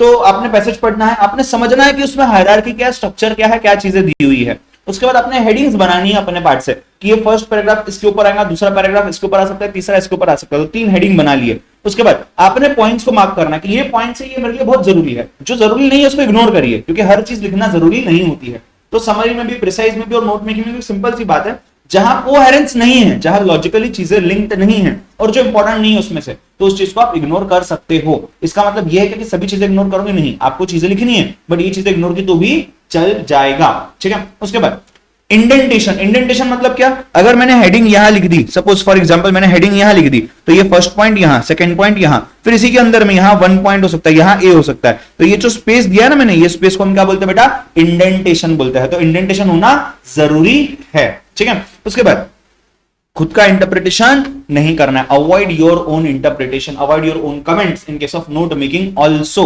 देन नेक्स्ट वन क्या है, नेक्स्ट वन है बेटा do not change the meaning, जो लिखा हुआ है सिर्फ उतना ही बताना है जितना आपको बोला गया है, उसी का नोट बनाना है। अननेसेसरी खुद का इंटरप्रिटेशन करके वहां पे चीजें अलग नहीं लिखनी है। एब्रीविएट रिपीटेड टर्म्स, जो चीजें बार बार आ रही है उनको एब्रीविएट कर दो, और उनको आप नाम क्या दोगे, की या की वर्ड्स, ऐसे नाम देकर के आप उसको एंड में, एब्रीविएशन किस चीज का किया हुआ है, उसका फुल फॉर्म क्या है, उसको भी आपने लिखना पड़ेगा। अब एब्रीविएशन की बात निकली है तो दूर तक जाएंगे। एब्रीविएशन के अंदर में 5 तरीके होते हैं एब्रीविएट करने के। पहला तरीका, you can use the beginning of the words, जैसे कि इंफॉर्मेशन का हमने इन्फो लिख दिया, use the beginning of the words with the final letter, तो गवर्नमेंट GOV लिख दिया स्टार्टिंग के लेटर्स और T लिख दिया एंड का। वॉवल्स को ओमिट करिए, AEIOU, E और A ओमिट कर दिया, ईयर्स का YRS लिख दिया, ठीक है। Use the first letter and last letter of a word, तो वर्ड है माउंट, M और T, first letter last letter लिख दिया। Shorten the suffix at the end of the word, ये सफिक्स है यहाँ पे शन, TION, तो मैंने T और N लिख दिया, I और O में कहा गया, तो प्रोडक्शन T और यहाँ पे N आ जाएगा, ठीक है, ये हो जाएगा आपका प्रोडक्शन, ठीक है। यहां तक अगर चीजें क्लियर है तो आइए समझते हैं अभी कि एब्रीविएट में ये तो चीजें हो गई। अब अगर मुझे जो कुछ दिया हुआ है उसके एक्रोनियम्स बनाने हैं, एक्रोनियम्स मतलब शॉर्ट फॉर्म्स आप बोल सकते हो, या फिर सिंबल्स यूज करने हैं, राइट, उस चीज पे भी समझते हैं। हाँ जी, एक क्वेश्चन ऐसा आ सकता है आपके दिमाग में कि आप खुद से अपने हिसाब से एब्रीविएशन कर सकते हो, ये 5 मेथड ना फॉलो किए, हाँ बिल्कुल कर सकते हो, ये बस एग्जाम्पल दिए हुए हैं कि इस तरीके से एब्रीविएशन किया जा सकता है। इंस्टीट्यूट चाह रहा है आप ऐसे करें, बस आपके लिए दिया गया है, आप इसके अलावा भी और कुछ यूज करना चाहो तो आप बिल्कुल कर सकते हो, प्रोवाइडेड आप उसका फुल फॉर्म तो नीचे लिखने वाले हो ही है, राइट। चलिए एक्रोनियम्स की बात करते हैं फटाफट से, आप और मैं साथ में एक बार देख लेंगे कुछ कॉमन एक्रोनियम्स जो हमने हमारे लेक्चर्स के दौरान भी पढ़े हुए हैं, वो मैंने यहाँ पे डाल रखे हैं, आप एक बार चेक कर सकते हो। जैसे कि पहला CAO, chief accounting officer, chief advisory officer भी हो सकता है, चीफ ऑडिट ऑफिसर भी हो सकता है, CEO chief executive officer, CFO chief financial officer, CIO chief investigation officer, chief insurance officer, right, CMO chief marketing officer, chief minister's office India में, COO chief operating officer हो सकता है, CPA certified public accountant, US का chartered accountant, CTO chief technology officer या chief technical officer भी हो सकता है, DOB डेट ऑफ बर्थ, फिर SUV स्पोर्ट्स यूटिलिटी व्हीकल, उसके बाद FIFO first in and first out, ठीक है। उसके बाद ROE रिटर्न ऑन इक्विटी, उसके बाद क्या आएगा COD cash on delivery, call on duty नहीं रे बाबा, cash on delivery. Then USPs unique selling point या यूनिक सेलिंग प्रपोजिशन, कोई एक सेल का हमारा अच्छा खासा यूनिक चीज। उसके बाद क्या है HRS human resources, PRS public relations, CC is carbon copy, AMA अम्मा इज अगेंस्ट मेडिकल एडवाइस, जो प्रिस्क्रिप्शन आपको दिया जाता है वो। OTC COD का ऑपोजिट है ओवर द काउंटर, काउंटर पे जाके पे करिए। उसके बाद कुछ सिंबल्स है जैसे कि फॉरवर्ड एरो जो होता है इसको बोलते हैं leads to, study leads to pass, failure is caused by not studying, increasing decreasing, greater than and less than, ठीक है। फिर therefore because hence since and percentage, dollar वा मनी पैसा, रुपी भी आ सकता है उसकी जगह, यूरोस पाउंड्स भी आ सकते हैं, एट द रेट ऑफ, ये फुट या मिनट्स, सेंटीमीटर्स या सेकंड्स, फीट एंड सेंटीमीटर्स वगैरह के लिए आप इसको यूज कर सकते हो। सही है क्या नोट मेकिंग, मुझे बताओ हाँ या ना, हाँ या ना, यस। मैं 2 मिनट का पॉज ले रहा हूं यहाँ पे, मेरा आज गला खराब है इसलिए, बाकी कुछ नहीं, वैसे मुझे इतने पानी की जरूरत भी नहीं पड़ती है, तो मेरा थोड़ा सा थ्रोट खराब है आज, मैं 2 मिनट का पॉज लेता हूं। इस बीच में आप मुझे आपके कुछ डाउट्स हमें तो बताइए, या तो आप भी 2 मिनट का ब्रेक ले लीजिए, मैं यही हूं आपके सामने, ठीक है। हाँ ये फाइल मैं भेजूंगा प्रशांत, बट ये फाइल भेजूंगा मैं एक प्रॉमिस पे भेजूंगा, ये फाइल, वो प्रॉमिस क्या है मैं आपसे एंड में लेने वाला हूं, ठीक है। तो फाइल तो मैं शेयर करूंगा जरूर, बट हाँ उसके लिए एक प्रॉमिस चाहिए आप लोगों से। चलिए 1-2 मिनट में मिलते हैं।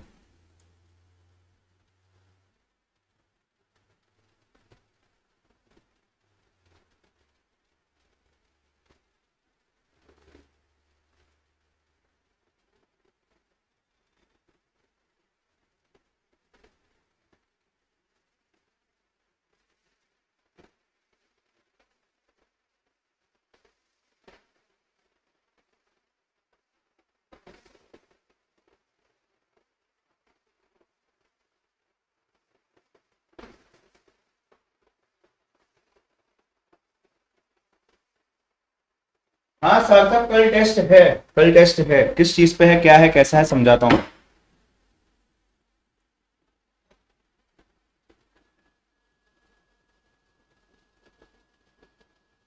क्या हो गया केसी जी, क्या कर रहे हो आप?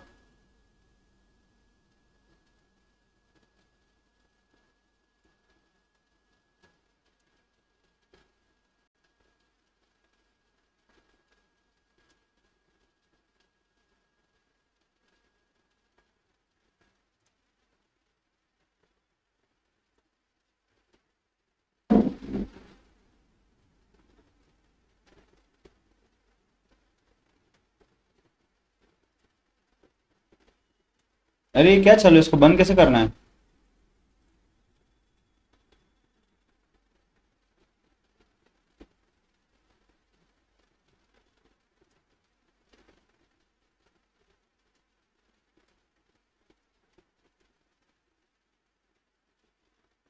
कैसे बंद हुआ? वो ऊपर क्रॉस एरो है, तो तुम लोग कर क्या रहे थे? मैं क्रॉस पे तो क्लिक कर रहा था, बंद तो नहीं हो रहा था वो।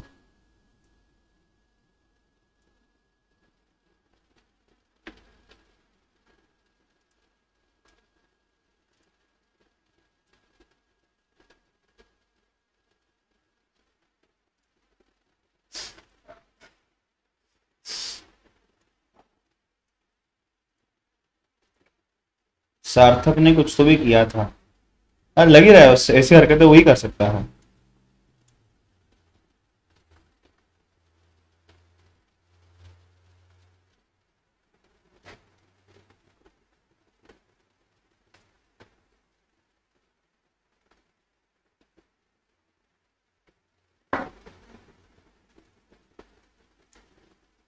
करे रिज्यूम।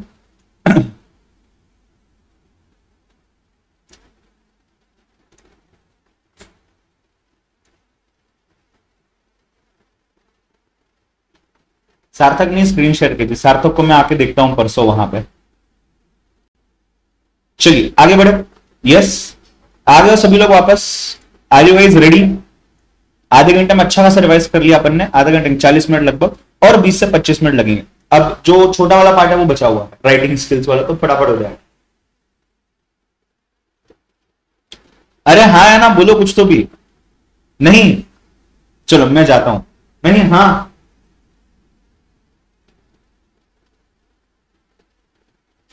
यस, सो वीबल आ जाइए। सो वीबल हमने नोट मेकिंग कंप्लीट किया। नोट मेकिंग में हमने चीजें देख ली। अभी तक हम क्या क्या करके आए हुए हैं एक बार मैं आपको बता दूं। हमने कम्युनिकेशन देखा, उसके बाद कॉम्प्रिहेंशन देखा, बेसिक्स ऑफ राइटिंग देखा, प्रिसाइज समरी देखा, हमने नोट मेकिंग देखा। अब हम जा रहे हैं आर्टिकल और रिपोर्ट पे। दोनों में से एक चीज 5 मार्क के लिए कंपलसरी आती है। दोनों साथ में तो आज तक नहीं आए हैं, बट आ तो सकते हैं ही। ठीक है। सो आर्टिकल राइटिंग के यूजेस यूजुअली होते हैं न्यूज़पेपर में, मैगजीन्स में, जर्नल्स में, राइट, जहां पे बहुत बड़े ऑडियंस को, वाइड ऑडियंस के लिए हमने कोई इंफॉर्मेशन देनी है। यूजुअली आपको जो एग्जाम में क्वेश्चन आता है वो न्यूज़पेपर आर्टिकल वाले आते हैं या नॉर्मल से आर्टिकल वाले आते हैं। ज्यादा फर्क है नहीं, सब सेम ही है देखा जाए तो। सो स्ट्रक्चर क्या होता है, फॉर्मेट क्या होता है? आपने सबसे पहले टाइटल लिखना है। टाइटल जितना शॉर्ट एंड स्वीट होगा उतना अच्छा है, जितना अट्रैक्टिव उतना अच्छा है। राइटर्स नेम उसी के नीचे एक नेक्स्ट लाइन में एंड में, मतलब अगर आप यहाँ पे टाइटल लिख रहे हो तो यहाँ पे डैश करके यहाँ पे राइटर्स का नेम आना चाहिए आपका। ठीक है। फिर उसके बाद जैसे ही बॉडी स्टार्ट होती है उसमें 3 पैराग्राफ है। इंट्रोडक्टरी पैराग्राफ, जो हिंट्स मैंने यहाँ बताई हुई उसमें से बाकी की चीजें आ जाएंगी, जो मेन पैराग्राफ बोल सकते हो आप, एंड देन कंक्लूजन वाला पैराग्राफ। हो सके तो इंट्रोडक्टरी पैराग्राफ में जितना सिंपल हो, कोई एक हाथ स्टोरी आ जाए, छोटी मोटी फैक्ट्स आ जाए, कोई कोट आ जाए, प्रोवर्ब आ जाए, अगर परसेंटेज वगैरह स्टैटिस्टिकल डेटा आ सकता है तो बहुत बढ़िया हो जाएगा इंट्रोडक्टरी पैराग्राफ में। उसके बाद जो सेकंड मेन पैराग्राफ है वहां पे आप जो भी चीज के बारे में बोल रहे हो उस चीज को डिफाइन करिए। उसके टाइप्स होंगे, टाइप्स लिखिए। उसके कॉजेस इफेक्ट्स होंगे, वो लिखिए। हार्म्स है, नहीं है, एडवांटेज है, डिसएडवांटेज है, मेरिट्स है, डीमेरिट्स है, वो लिखिए। अब डिजिटल इंडिया, तो डिजिटलाइजेशन का मतलब क्या होता है, डेफिनेशन, उसमें क्या क्या टाइप्स ऑफ चीजें हम यूज करते हैं, सोशल मीडिया हो गया, बाकी की चीजों के, वो लिख सकते हैं। उसके फायदे नुकसान लिख सकते हो, उसके एग्जाम्पल्स दे सकते हो, कंपेरिजन करके दिखा सकते हो, कुछ चीजों में एग्जाम्पल एक हाथ डाल सकते हो उसमें। And lastly you have to give your own suggestions if possible. एक या दो सजेशंस आपके हो सकते हैं वहां पे, जो है आपका आर्टिकल राइटिंग। सर टॉपिक्स कौन से पूछे जा सकते हैं एग्जाम में? एनी करंट इश्यूज टॉपिक आपको उठा के दिया जा सकता है। जनरल नॉलेज, जनरल इंटरेस्ट के हिसाब से टॉपिक दिया जा सकता है। हेल्थ रिलेटेड चीजें के ऊपर यूजुअली पूछते हैं, पॉलिटिक्स के ऊपर पूछते हैं, एनवायरमेंटल चीजों के ऊपर पूछते हैं। ये एक बेसिक सा फंडा है, बेसिक सी चीजें है जो आर्टिकल राइटिंग में आपने ध्यान देनी है। तो हर राइटिंग स्किल में आपने क्या क्या चीजों में ध्यान देना, अपार्ट फ्रॉम दी फॉर्मेट, जो फॉर्मेट बेस्ड और जो नॉन फॉर्मेट बेस्ड है, नॉन फॉर्मेट बेस्ड में से चीजें है, पर उसमें बेसिक सा स्ट्रक्चर, बेसिक सा फॉर्मेट तो फॉलो होता ही है, right. After article we go to report writing, after article we go to report writing. Report writing के अंदर में अगेन 3 टाइप्स के रिपोर्ट है, न्यूज़पेपर का रिपोर्ट है, मैगजीन का रिपोर्ट है, ऑफिस में सबमिट करने वाले रिपोर्ट्स है। तो ऑफिस में सबमिट करने वाले रिपोर्ट्स तो यूजुअली आपको नहीं पूछे जाते हैं इस स्टेज पे, आपका तो मैगजीन या तो न्यूज़पेपर, इसमें मेनली न्यूज़पेपर, कोई इंसिडेंट हुआ, आग लग गई, कैसे लगी, क्या हुआ, ये बताइए। तो आपको यहाँ पे कुछ हिंट समझना जरूरी है। अगेन उस हिंट से पहले मैं आपको स्ट्रक्चर समझाना चाहता हूँ। टाइटल आ जाएगा, अगर यहाँ पे आप टाइटल लिख रहे हो तो यहाँ पे भले आप ऑथर नेम लिख दीजिए, कोई दिक्कत नहीं है। फिर यहाँ पे आपका इवेंट का प्लेस से पुणे जो भी है, यहाँ पे आपका डेट आ जाएगा और यहीं से आपने स्टार्ट करना है। लगभग 3 पैराग्राफ अपने यहाँ पे भी लिखने हैं। अब ये 3 पैराग्राफ में क्या क्या आने वाला है, क्या क्या चीजों पे ध्यान देना है। पहली चीज, पर्सनल ओपिनियन एक्सप्रेस नहीं करना है रिपोर्ट में। आप जो हो चुका है उस चीज को रिपोर्ट कर रहे हो, आप अपनी चीजें बता नहीं सकते हो। आर्टिकल नहीं है बेटा, रिपोर्ट है। जो हो चुका है उसका आप रिपोर्ट करो। तो जो हो चुका है ना, मतलब ये हमेशा पास्ट टेंस में ही रहेगा। पर्सनल प्रोनाउंस आप यूज नहीं कर सकते। मैंने ऐसा किया, हमने ऐसा किया, I, me, we, us can not be used, because लोगों ने जो किया वो आप रिपोर्ट करो। आप तो रिपोर्टर हो ना, आपने कुछ नहीं किया, ठीक है। टेक्निकल जार्गन्स को अवॉइड करिए, बिकॉज आम आदमी पढ़ता है इसको, और सीक्वेंस को फॉलो करिए। जो भी होगा क्रोनोलॉजी, पहले आग लगी, फिर क्या क्या हुआ, पहले सब कुछ हो गया और फिर आग लगी, ऐसा नहीं हो सकता, ठीक है। So that is the importance. So article writing and report writing में जो बेसिक सी चीजें है, डूज एंड डू नॉट्स, और जो स्ट्रक्चर है, ये क्या होने वाला है ये मैंने आपको समझा करके रख दिया है। आपने ये चीजें फॉलो करनी है, ठीक है। आगे बढ़ते हैं, आइए अगला एक मेन टॉपिक जो 5 मार्क के आसपास तक आता है, वो है लेटर राइटिंग। 7 टाइप्स के लेटर आपको दिए हुए, मैंने सीक्वेंस के साथ यहां लगा रखे। प्रमोशन, आप पहले प्रमोशन करोगे, एडवर्टाइजमेंट करोगे किसी भी चीज का जो आपने स्टार्ट किया हुआ है। फिर इंक्वायरी आएंगी, इंक्वायरी के बाद ऑर्डर आएगा, ऑर्डर के बाद आप उस ऑर्डर को कंफर्म करोगे, सेल्स, फिर पैसा लेने की कोशिश करोगे, रिकवरी। कोई कंप्लेंट आती है सामने से तो उसको रिप्लाई करने की कोशिश करेंगे। तो ऐसे 7 पॉइंट है, बट इससे पहले लेटर का फॉर्मेट क्या है, जो आपको आता है वही चीज समझा रहा हूं, पहले ध्यान देकर समझ लीजिएगा। सो लेटर का फॉर्मेट है सबसे पहले टॉप पे। अच्छा सर, मैंने स्कूल में जो पढ़ा था, कुछ चीजें यहाँ, कुछ चीजें यहाँ, कुछ चीजें यहाँ, ऐसा लिखो, चलेगा, बिल्कुल कोई दिक्कत नहीं है। सर मुझे पूरा लेफ्ट अलाइनमेंट फॉलो करना है, चलेगा? हाँ बिल्कुल दिक्कत नहीं है। सर मुझे पूरा राइट अलाइनमेंट फॉलो करना है, चलेगा? नहीं चलेगा। तो ट्रेडिशनल वे फॉलो करिए, यहाँ पर मॉडर्न वे पूरा लेफ्ट साइड पे उसको फॉलो करिए, दोनों में से कोई भी एक चीज। सो फॉर्मेट ऑफ लेटर के अंदर में सबसे पहले अपनी एड्रेस, सेंडर्स एड्रेस, बहुत शॉर्ट में, गली नंबर वगैरह नहीं लिखना है, ठीक है। फिर 2 या 3 लाइन बस, डेट लिखना है जिस डेट पे आप लेटर लिख रहे हो। तीसरी चीज, रिसीवर्स एड्रेस, जिसको भेजना है उसका नाम, उसका डेजिग्नेशन, उसका एड्रेस। उसके बाद सब्जेक्ट आएगा, सब्जेक्ट को अंडरलाइन करके जो भी होगा शॉर्ट स्वीट लिखना है, ज्यादा लंबा नहीं लिखना है। Salutation, hi sir, respected sir, dear sir, जो भी होगा। एंड उसके बाद आप पकड़ते चलिए 2 पैराग्राफ तो आपने मिनिमम लिखने हैं, 3 भी हो सकते हैं, ठीक है। उसमें टेबल भी आ सकती है, पॉइंट फॉर्म भी आ सकता है, पैरा भी आ सकता है, डिपेंडिंग अपॉन जो भी चीज है। फिर कॉम्प्लीमेंट देना है, क्लोज करना, thanking you in anticipation, thanking you for your support, yours truly etcetera, yours lovely नहीं लिखना है, एंड देन आपने साइन करना है। That is the format of the letter which all of you over here are aware about, right.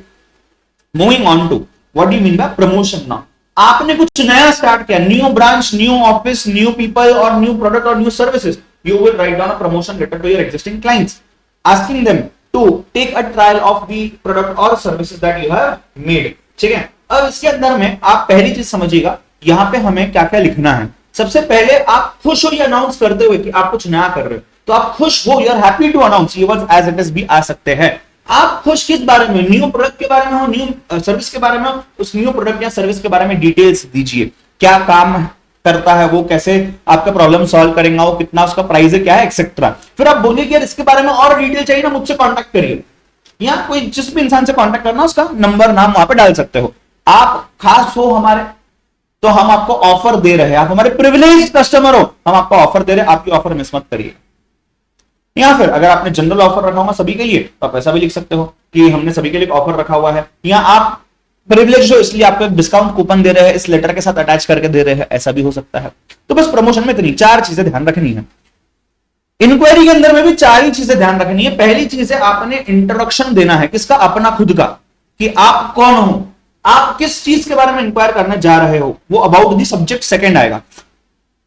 Catering का example देखा था, तो आपने कौन से ओकेजन के लिए, मतलब अपने बारे में बताओ, ओकेजन के बारे में बताओ। फिर बोलो कि हमने इस पर्टिकुलर सर्विस का आपसे मांग किया है, अभी इंक्वायरी उसके लिए कर रहे हैं। और उसके बाद आप बोलिए आपकी क्वेरीज जो है, मतलब आपका डिसीजन जो चीजों के ऊपर डिपेंडेंट होगा, वो 1 2 3 4 करके क्वेरीज डाल दीजिए, राइट। तो बुलेट पॉइंट्स लिख सकते हो 1 2 3 4, और वहां पे आप क्वेरीज अपने डाल सकते हो। एंड में आप डेडलाइन दे सकते हो उसको सामने वाले को कि भाई इस डेट तक बता देना, बिकॉज मुझे अकॉर्डिंगली डिसीजन लेना है कि ऑर्डर करूं तुम्हारे पास से या नहीं करूं। तो दैट इज द रीजन मैंने डेडलाइन आपको दे दिया है। सो प्रमोशन में 4, इंक्वायरी में 4। उसके बाद ऑर्डर जब करना है तो 3 चीजें याद रखनी है। 3 चीजों के अंदर सब पॉइंट्स भी है। 3 मेन चीजें क्या है, आइटम के बारे में, शिपिंग के बारे में यानी कि डिलीवरी, और पेमेंट के बारे में। ठीक है, आइटम के बारे में आपको 4-5 चीजें ध्यान रखनी है। आइटम की डिटेल्स आप एक टेबल में बना करके भी दे सकते हो, जैसे कि प्रोडक्ट का एक कॉलम, उसके पहले सीरियल नंबर आ सकता है, फिर कौन से ब्रांड का प्रोडक्ट वो आ सकता है, कितने प्राइस का है पर यूनिट वो आ सकता है, कितनी क्वांटिटी चाहिए, कितने यूनिट चाहिए वो आ सकता है, एंड लास्टली स्पेसिफिकेशन कि उसमें कुछ कितना रैम का फोन, कितना मेगापिक्सल का कैमरा एक्सेट्रा।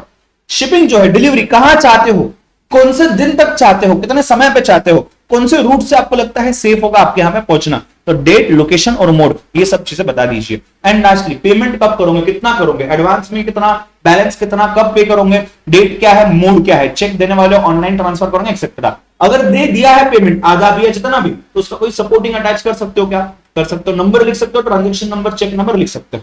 ठीक है, क्लियर बेटा, यहां तक खाया ना?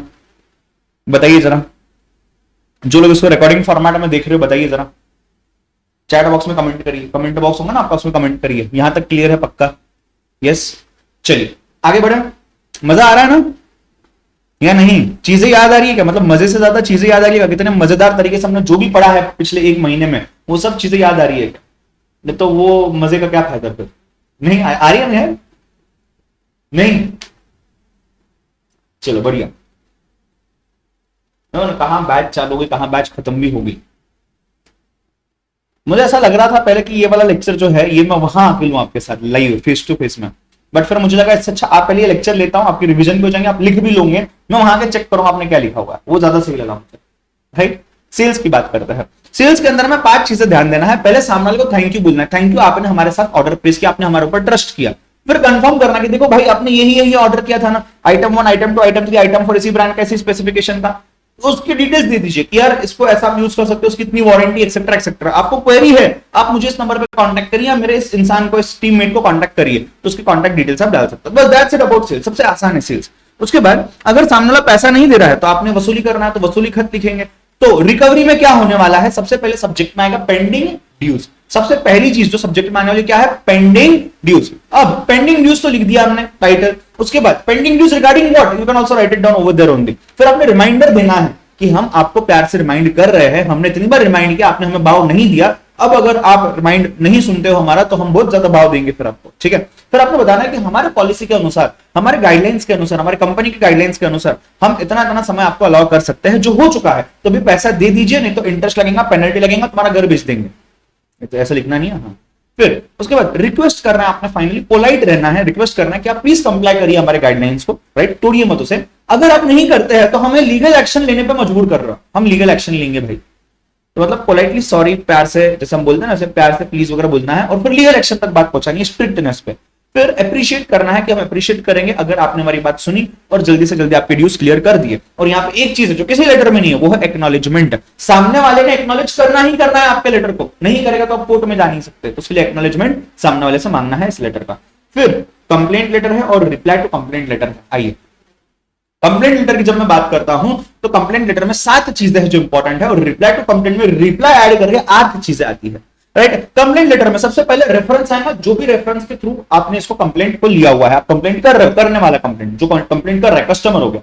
डिस्क्रिप्शन देना है कि आपने क्या खरीदा था, कब खरीदा था, कौन सा इनवॉइस नंबर है, क्या नंबर है, आपने उसके साथ क्या क्या हरकतें की हुई है, आपने एक्शन क्या क्या लिए हुए हैं। उसके बाद आपने रिक्वेस्ट करना है कि आप सामने को बोल रहे हो रिस्पॉन्ड करिए, हमारी क्वेरी सॉल्व करके दीजिए, इंसान को भेजिए, फोन करवाइए, जो भी करवाइए, हमें सॉल्व करके दीजिए। पोलाइट, प्यार से, पर्सनल नहीं होना है, मुझे पता ही था तुम मेरे दुश्मन हो, तुम मुझे जानबूझ के गलत प्रोडक्ट दोगे, अरे नहीं भाई, ठंडर हो, आराम से। डॉक्यूमेंट्स जो भी है, इनवॉइस हो गया, बाकी की चीजें, नोट्स वगैरह हो गई, सबको अटैच करके उस पर देना है। रिप्लाई करते समय आपने पहले सॉरी बोलना है, सॉरी, आई अपोलोजाइज, एलोपोजी, ऐसे होता है ना, एलोपोजी, हाँ अपोलॉजी, सॉरी। सो आपने सॉरी, अपोलॉजी जो भी है बोलना है, रेफरेंस नंबर डाल के देना है सब्जेक्ट के अंदर या पहली पैराग्राफ में। आपने सामने वाले की क्वेरी को एड्रेस करना है, पहले बोलना है क्या नहीं है। फिर आपने बताना है कि एक्शंस क्या लेने चाहिए, सामने वाले ने एक्शंस क्या लेने चाहिए, अगर वो खुद सॉल्व कर सकता है, उसका कोई यूट्यूब वीडियो का लिंक होगा वो डाल दो, कोई प्रोसेस होगा जिसका नंबर होगा वो डाल दो, जो भी चीजें करनी है कर सकते हो। उसके बाद आपने तारीफ करनी है सामने वाले की, इंप्रेस करना है उसको, आप हमारे बहुत अच्छे कस्टमर, आप हमेशा हमें ऑर्डर इतना सारा देते हो, हमारी तरफ से गलती होती है, प्लीज हमें माफ कर दीजिए। और आपने एश्योरिटी देनी है, झूठी तो झूठी पर तसल्ली देनी है कि अगली बार ऐसा नहीं होगा। इस बार क्यों हुआ है उसका रीजन आप बता सकते हो, और ऐसा token of love and gratitude आप उनको एक डिस्काउंट कूपन वगैरह दे सकते हो। इसी के साथ लेटर राइटिंग होता है तब। झेपा के सभी को बताइए फटाफट, चलो यहां तक झेपा के बताओ जल्दी से। लेटर राइटिंग पक्का याद, अभी देखा था ना, ज्यादा दिन नहीं हुए इसको, तो अभी देखा हुआ था पक्का। यस, अरे बोलो हाँ या ना। ठीक है जी। अच्छा मैं एक बात आपको बता दूं क्या, मैं आपको दिखाई देता हूं, रुको। आप जो ये वीडियो देख रहे होंगे रिकॉर्डिंग फॉर्मेट में भी आपके लिए भी रिलेवेंट है, इसलिए बता रहा हूं यहां पे मैं।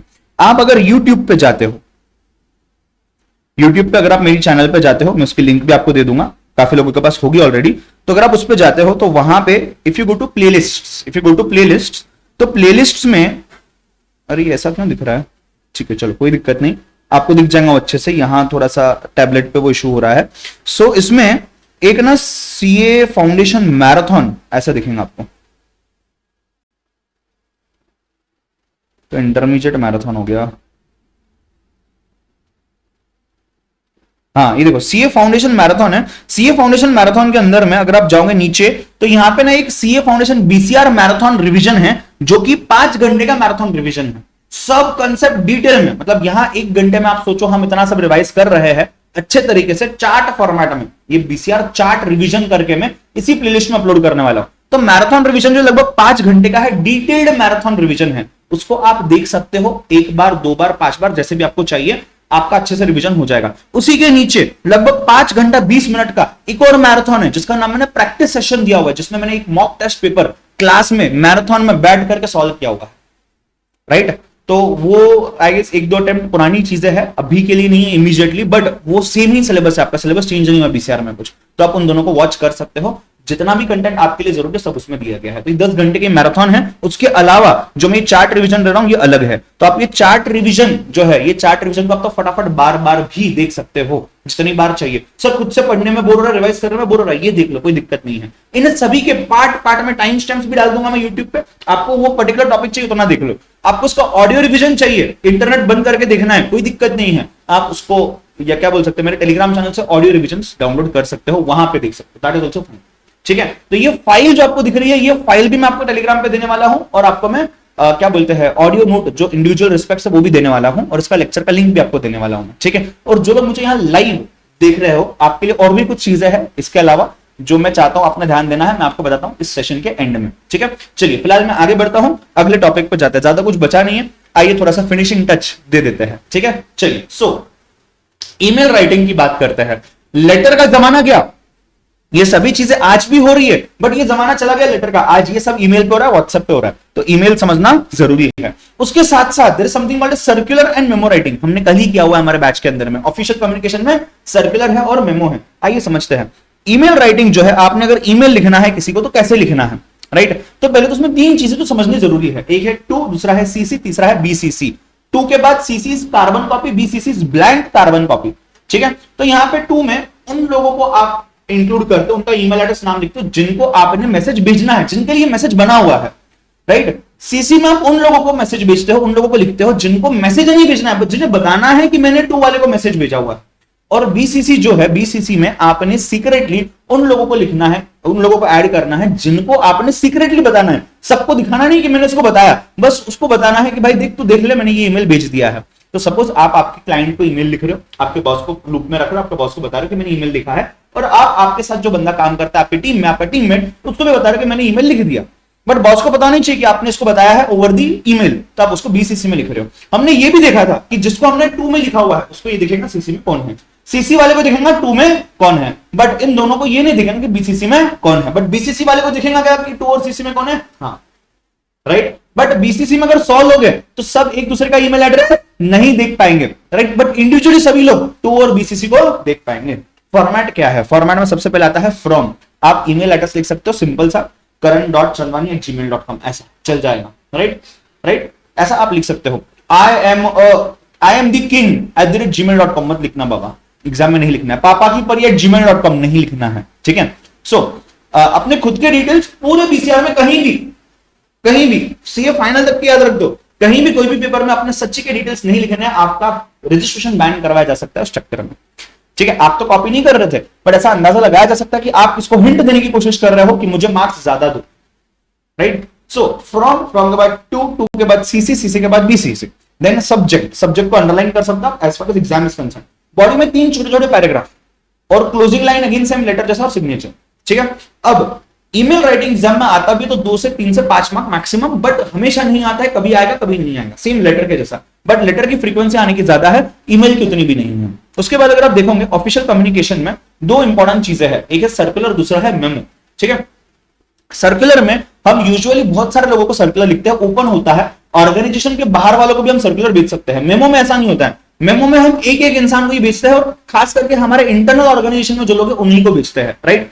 तो आपने यहां पे अगर आपको याद होगा तो यहां पे हमने सर्कुलर नंबर लिखा था, कोई भी नंबर आप डाल सकते हो, यहां सर्कुलर डेट था, यहां सर्कुलर का टाइटल था, और यहां पे सर्कुलर किसके लिए है 2 ऐसा लिखा हुआ था अपन ने, राइट। उसके बाद पहली पैराग्राफ में 3 पैराग्राफ लिखे, तो ये 1 और ये 2 पैराग्राफ आइडियली। तो पहले पैराग्राफ में आपने क्या लिखना है, कम्युनिकेशन किसके बारे में है, so this is official communication और this is official confirmation about so and so, right. फिर रीजन कि वो कम्युनिकेशन क्यों किया जा रहा है, या कम्युनिकेशन में जो भी बता रहे हो वो क्यों चेंज हुआ है, क्यों मॉडिफाई हुआ है, क्यों वो चीज आई है पिक्चर में, तो रीजन बताइए। उसके बाद रिक्वेस्ट कर रहे हो आपकी सामने वाले को कि यार जो चेंज बताया ना आपको चुपचाप फॉलो करो, नहीं करोगे तो डिफॉल्ट पे पनिश मिलेगा, और अगर रिपीटेड डिफॉल्ट कर रहे हो तो स्ट्रिक्ट एक्शन लिया जाएगा आपके अगेंस्ट। एंड लास्टली आपको अगर कोई चेंज चाहिए, आपको कुछ बताना है किसी को, तो आप कॉन्टैक्ट करिए या फिर नोटिफाई करिए।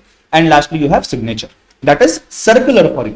वेरी सिंपल, वेरी इजी, 2 या 3 मार्क्स मैक्सिमम, 3 मार्क्स के ऊपर नहीं आएगा, रेयरली आता है एग्जाम में, 20% टाइम्स समझ के चलो इसका प्रोबेबिलिटी आने का। देन मेमो राइटिंग में आप क्या करो, मोस्टली 1 to 1 होता है। सो मेमो के अंदर में क्या आएगा, ध्यान देना, मेमो के अंदर में पहले आपने यहाँ कंपनी का नाम, उसका ब्रीफ में लोकेशन, फिर आपने टाइप ऑफ मेमो, इंटर हो सकता है या इंटर हो सकता है, इंटर मतलब ऑफिस के अंदर, इंटर मतलब 2 ऑफिस के बीच में, फिर डेट ऑफ इशू कहां लिखना है, यहाँ पे आप डेट ऑफ इशू लिख सकते हो, फिर आप टू लिख सकते हो, फिर आप फ्रॉम लिख सकते हो, एक एक करके लाइन में किसको भेजना है, एक डिपार्टमेंट के एम्प्लॉय को, किसी एक पर्टिकुलर एम्प्लॉय को, जो भी है। फ्रॉम कौन भेज रहा है, रेफरेंस कोई भी रेफरेंस नंबर आप डाल सकते हो, फिलहाल के लिए एक्चुअल डॉक्यूमेंट जो होता है उसका रेफरेंस आएगा, सब्जेक्ट किस बारे में है, और बस एक ब्रीफ इंटीमेशन कि हाँ हम ये आपको बताना चाह रहे हैं। थ्योरेटिकली बोला जाए तो मेमो का काम है सामने वाले को रिमाइंड करवाना, मेमो का काम है कोई चीज को हाईलाइट करवाना, मेमो का काम है सामने वाले को बोलना इसको रिकंसिडर करिए, इसको रिकाउंट करिए, आप भूल गए थे। मेमो का काम है सामने वाले को रिकॉर्ड में रखवाने के लिए मजबूर करना, मेमो का काम है सामने वाले को इंस्ट्रक्शन देना, मेमो का काम है सामने वाले को इन्फॉर्म देना या इन्फॉर्मेशन देना या इन्फॉर्म करना। ठीक है, इसी के साथ आपका ऑफिशियल कम्युनिकेशन और ईमेल राइटिंग होता है खत्म। ठीक है, समझ पाए होगा यहां तक, हाँ या ना बताइए जल्दी। फिर जाऊंगा मैं रिज्यूमी पे, और फिर जाऊंगा मैं मिनट्स ऑफ मीटिंग पे, और फिर जाऊंगा मैं ग्रामर और वोकैबुलरी पे। यस, पक्का, सोया शाह, सार्थक, चलो बढ़िया, ग्रेट। चलिए, कोई सो गया है क्या, ऐसा मतलब ऐसा मेरे आवाज पे कोई सोएगा तो नहीं, बट हाँ मतलब सो गए तो जाग जाओ। नहीं, रेज्यूमे के अंदर में 3 टाइप्स होता है, अगेन 50% टाइम्स एग्जाम में आता है, कई बार सिर्फ कवरिंग लेटर तो नहीं है, कई बार सिर्फ रिज्यूमे आता है, कई बार रिज्यूमे और कवरिंग लेटर दोनों आते हैं, बट मार्क्स तो नहीं रहेंगे, मार्क्स नहीं बढ़ेंगे। ठीक है, चलिए, सो रिज्यूमे राइटिंग के अंदर में टाइप्स है, 3 टाइप्स है। एक सीवी टाइप्स, बड़ा करिकुलम बीटे, बड़ा सा सीवी टाइप्स होता है जहां पे आपको बहुत ज्यादा क्वालिफिकेशन हो चुका है, बहुत ज्यादा एक्सपीरियंस है, आपका वर्क एक्सपीरियंस, तो आप क्रोनोलॉजिकली एक एक करके रिवर्स ऑर्डर में चीजें लिखिए। या फिर फंक्शनल होता है जो स्किल बेस्ड होता है, खास करके फ्रेशर्स के लिए, इंटर्न्स के लिए। इंडिया में हम कॉम्बिनेशन यूज करते हैं दोनों को मिक्स मैच करके, इंडिया में हर चीज मिलावटी होती है, तो रिज्यूमे भी मिलावटी है। ठीक है, आइए कवरिंग लेटर के अंदर में वही नॉर्मल लेटर जैसे आप लिखते हो वही चीज आती है। अब देखिए, कवरिंग लेटर और जो आपका एक्चुअल रिज्यूमे है ये दोनों सेम रहेंगे, तो 2 चीजें लिखने का मतलब क्या है, तो यहाँ पे सिर्फ सामने वाले को आप बता रहे हो कि आपने मेरा रेज्यूमे क्यों देखना चाहिए, मतलब ये इतना इंप्रेसिव होना चाहिए कि इसको देख करके बंदा आपके रेज्यूमे तक पहुंचे और आपको इंटरव्यू के लिए बुला ले, right. So sender's address, date, receiver's address same, फिर सब्जेक्ट आएगा, सब्जेक्ट के बाद salutation, respected, dear, whatever, respected यहाँ पे तो मोस्टली, फिर सब्जेक्ट रिपीट हुआ है, नहीं इस सब्जेक्ट को निकाल दो, यही सब्जेक्ट इंपॉर्टेंट है। वो सब्जेक्ट के बाद क्या करना है, 3 पैराग्राफ, पहले पैराग्राफ में रेफरेंस देना है कि मुझे पता कहां से चला कि आपके यहाँ वैकेंसी है। दूसरे पैराग्राफ में आपने आपका रिसेंट क्वालिफिकेशन, सीए फाइनल वगैरह जो भी है, कोई रैंक आया, मार्क्स है, एग्जामिनेशन है, बता दो। फिर आप क्यों ज्वाइन करना चाहते हो इस कंपनी को वो बताइए। थर्ड पैराग्राफ में आप आपका रिसेंट अचीवमेंट दे दीजिए, उसके साथ आप एक डेट मांगिए। Ask for a date, sir क्या बोल रहे हो, डेट, इंटरव्यू का डेट। आप सामने को बोलिए मैं अवेलेबल हूं, आप जब बुलाएंगे मैं आ जाऊंगा, एंड देन क्लोजिंग रिमार्क करना है कि I will be available, I am attaching my resume, you can go through my resume also, and then compliment yours truly, thanking you etcetera, and sign करके छोड़ देना है। ये हो कवरिंग लेटर। रेज्यूमे के अंदर में ध्यान देना, फॉर्मेट बेस्ड बहुत सिंपल है, खुद का डिटेल नहीं लिखना है। मैंने हर चीज का, जितनी भी राइटिंग स्किल्स है आपका, फॉर्मेट नॉन फॉर्मेट, हर जगह पे मैंने एक सैंपल प्रोवाइड किया हुआ है आपको, हमने क्लास में लिखा हुआ है। वो सैंपल्स आपको मैराथन में भी दिख जाएंगे, मेरे नोट्स में भी दिख जाएंगे। आपको उन्हीं फॉर्मेट्स को फॉलो करना है। आपने उसमें अगर चेंजेस किए हैं और मुझसे अप्रूव करवा के लिया तब उसको फॉलो कर सकते हो, ठीक है। चलिए, सो पहली चीज कुछ पर्सनल चीजें हैं, जैसे कि name, address, contact number, email address. नाम अपना खुद का नाम properly, first name, last name, middle name, father's name लिखना, लिख सकते हो। उसके बाद एड्रेस, एड्रेस में इस मंदिर के सामने, इस दुकान के पीछे, वो छोटी सी गली, वहां पे देखो गटर है, उसके बाजू में, ऐसा नहीं लिखना है। बस सिंपल में सिर्फ एक लाइन के अंदर में 2-3 चीजें, आपका घर का नंबर, आपके सोसाइटी का नाम, बिल्डिंग का नाम होगा तो वो, उसके बाद आपका जो भी लेन का नाम होगा, रास्ते का नाम होगा वो, सिटी, दैट्स इट, खत्म। कॉन्टैक्ट नंबर में एक ही कॉन्टैक्ट नंबर देना है, ऑल्टरनेटिव वगैरह के लफड़े करने नहीं है एग्जाम के पॉइंट ऑफ व्यू से, ठीक है। ईमेल एड्रेस सिंपल रखना है, नाम.सरनेम@gmail.com, पापा की परी नहीं, बराबर ना। हाँ, नंदिनी, गौरी, सुयाशा, चंचल, सिद्धि, स्नेहा, पापा की परी gmail.com मत लिखना, ठीक है। चलिए, उसके बाद ऑब्जेक्टिव, करियर ऑब्जेक्टिव, मतलब ऑब्जेक्टिव में अपने बारे में बात करूंगा, सिर्फ मुझे ऐसा करना है, नहीं नहीं नहीं नहीं, नहीं। आप ऐसा, आपको ऐसा करके तो दूंगा, नहीं नहीं नहीं, म्यूचुअल बेनिफिट की बात करो, जिससे सामने वाले को भी फायदा होगा, आपको भी फायदा होगा, ठीक है। तो वैसे अपने देखे हुए है चीजें। फिर आप टेबल फॉर्मेट में एजुकेशनल क्वालिफिकेशन बना सकते हैं, पॉइंट में भी लिख सकते हो, आप पैराग्राफ में भी लिख सकते हो, कोई दिक्कत नहीं है, ठीक है। But reverse table, sir reverse table मतलब क्या? जो क्वालिफिकेशन सबसे लास्ट में हुआ है वो सबसे टॉप पे आना चाहिए, उसके नीचे, उसके नीचे, उसके नीचे, मतलब CA final, CA inter, CA foundation, 12th 10th, ऐसा, ठीक है। चलिए, उसके बाद other qualifications, training programmes attended etcetera, 1-2 programmes लिख सकते हो उसमें। Then you have work experience, तो वर्क एक्सपीरियंस में आपको क्रोनोलॉजी क्या फॉलो करनी, कंपनी का नाम आएगा पहले, आपका पोजीशन एंड रोल क्या था वहां पे, मतलब आपका डिपार्टमेंट कौन सा था वो, तो मैनेजर, अरे मैनेजर कौन से डिपार्टमेंट में था भाई तू, एचआर का मैनेजर था, मार्केटिंग का था, सेल्स का था, परचेस का था, अकाउंट्स का था, जो भी लिख दो। उसके अलावा यहाँ पे एक और चीज आएंगे, वो है ड्यूरेशन। ड्यूरेशन में कौन से डेट से कौन से डेट तक आपने वहां काम किया है या अभी तक काम कर रहे हो, सो डेट डैश टिल डेट, ऐसा लिख सकते हो। आपके रोल्स एंड रिस्पांसिबिलिटीज 2 से 3 पॉइंट में आप वहां पे हाईलाइट कर सकते हो। आप वहां पे अचीवमेंट अवार्ड भी लिख सकते हो, प्रोवाइडेड यहां वो रिपीट नहीं होंगे। उसके बाद आप अचीवमेंट लिख सकते हो, 2 बेसिक सी चीजें कोई भी लिख दो। स्टूडेंट लाइफ की भी लिख सकते हो, कोई दिक्कत नहीं है। एज ऑफ नाउ ये पूरा स्क्रिप्टेड होगा, as of now exam point of view से आपने जो भी सैंपल बनाया हुआ है वही लिखना है आपने, तो अभी तय करके रख दो। एग्जाम में नहीं सोचना है कौन सी अचीवमेंट लिखूंगा मैं, स्पेलिंग मिस्टेक हो जाएंगी, ठीक है। और अचीवमेंट, स्ट्रेंथ और हॉबीज में ये भी सोचना कि वो थोड़ा सा रिलेटेबल होना चाहिए, जो आप टॉपिक लिख रहे हो उसके बारे में। एट द सेम टाइम उसकी स्पेलिंग आपकी आनी चाहिए। स्विमिंग लिखना है, स्विमिंग की स्पेलिंग पता नहीं है, कैसे हुआ स्विमिंग आपका हॉबी, ठीक है। सो स्ट्रेंथ 2 मैक्सिमम, 3 मैक्सिमम, हॉबीज लिख सकते हो आप। ट्राई करिए रिलेवेंट रखिए हॉबी और स्ट्रेंथ को जितना हो सके। फिर कुछ personal details, date of birth, gender, nationality, religion, marital status, language known. Marital status में आपको मैंने पढ़ाया हुआ है ऑलरेडी कि सिंगल लिख सकते हो, बट जितनी कोशिश करिए अनमैरिड या मैरिड ऐसा लिखना, सिंगल में मत जाइए। आप मैरिड अनमैरिड ऐसा लिखोगे तो ज्यादा बेटर है, सिंगल लिखोगे तो भी चलेगा। मैंने कुछ बच्चों को टेस्ट में मार्क करके दिया हुआ है कि अनमैरिड लिखिए सिंगल की जगह, that is more what we can say better है, अप्रोप्रिएट है, मोर अप्रोप्रिएट। देन आपका डिक्लेरेशन कि मैं डिक्लेयर कर रहा हूं ऐसा से एक लाइन, फिर डेट, प्लेस और आपका साइन। इसी के साथ रिज्यूमे होता है खत्म। आइए मिनट्स ऑफ मीटिंग, जो हमारा लास्ट टॉपिक जो हमने परसों खत्म किया था उसकी बात करते हैं, ठीक है। सर हम सीए बन गए तो एजुकेशन डिटेल्स पूरे स्टेज लिखने हैं क्या? हाँ जी, मतलब 10th 12th तो लिखना ही है, नहीं लिखते हैं आइडियली बाकी लोग भी, बट आइडियली हाँ, अभी के लिए तो हाँ, ठीक है। मिनट्स ऑफ मीटिंग में हमने एक थ्योरी क्वेश्चन देखा था, उधर रिक्विजिट्स ऑफ मीटिंग, क्या क्या चीजें जरूरी है, एसेंशियल्स क्या क्या है। पहला क्या है, राइट पार्टिसिपेंट्स, कौन से लोगों को मीटिंग में बुलाना बहुत ज्यादा जरूरी है। आप इंटीमेशन भेजिए, रिमाइंडर भेजिए, पहले इन्फॉर्म करिए कब है, फिर रिमाइंडर भेजिए। फिर सेट एजेंडा, एजेंडा सेट करना मतलब क्या करना एग्जैक्टली आपने सामने को बताना, ये शेड्यूल है, टाइम टेबल, बिकॉज़ सबका टाइम कीमती है, राइट। फिर फैसिलिटेटर, एक इंसान जो सभी को कंट्रोल करेगा, मैनेज करेगा, सबको चांस देगा, सबको कोऑर्डिनेट करेगा। फिर कंक्लूजन दीजिए, कंक्लूजन में स्टेप्स 1 2 3 4 एक्शंस लेने हैं। उसके बाद अपॉर्चुनिटीज टू पार्टिसिपेट, एक ग्रुप डिस्कशन टाइप्स रखिए जहां पे सब लोग पार्टिसिपेट करेंगे, बिकॉज़ यू नेवर नो, आपने जिसको मौका नहीं दिया बात करने का, उस इंसान के पास एक्चुअल में बहुत ज्यादा नॉलेज होगा शेयर करने के लिए। उसके बाद एजेंडा की बात करें तो मेरा सजेशन ये था टेबुलर फॉर्मेट यूज करिए, तो मैंने वहां पे उसी ड्राफ्ट के हिसाब से बताया हुआ है, आप अपने हिसाब से चीजें चेंज कर सकते हो। 5 कॉलम्स 9 रोज, 9/5 का मैट्रिक्स बनेगा। 5 कॉलम में टाइम, टॉपिक, अटेंडीज, स्पीकर और ड्यूरेशन। सर टाइम और ड्यूरेशन साथ में लिखूंगा नहीं, टाइम एंड ड्यूरेशन आज लास्ट में, ठीक है। 9 रोज, पहला इंट्रोडक्शन, कौन देगा, चेयरमैन देगा। अटेंडीज में सभी के नाम डेजिग्नेशन के साथ लिख दो और वहां पे ब्रैकेट में ऑल अटेंडीज लिख दो, आगे जाकर के ऑल अटेंडीज ही लिखना है, ठीक है। फिर स्पीकर में नाम और डेजिग्नेशन आ जाएगा आपका, right.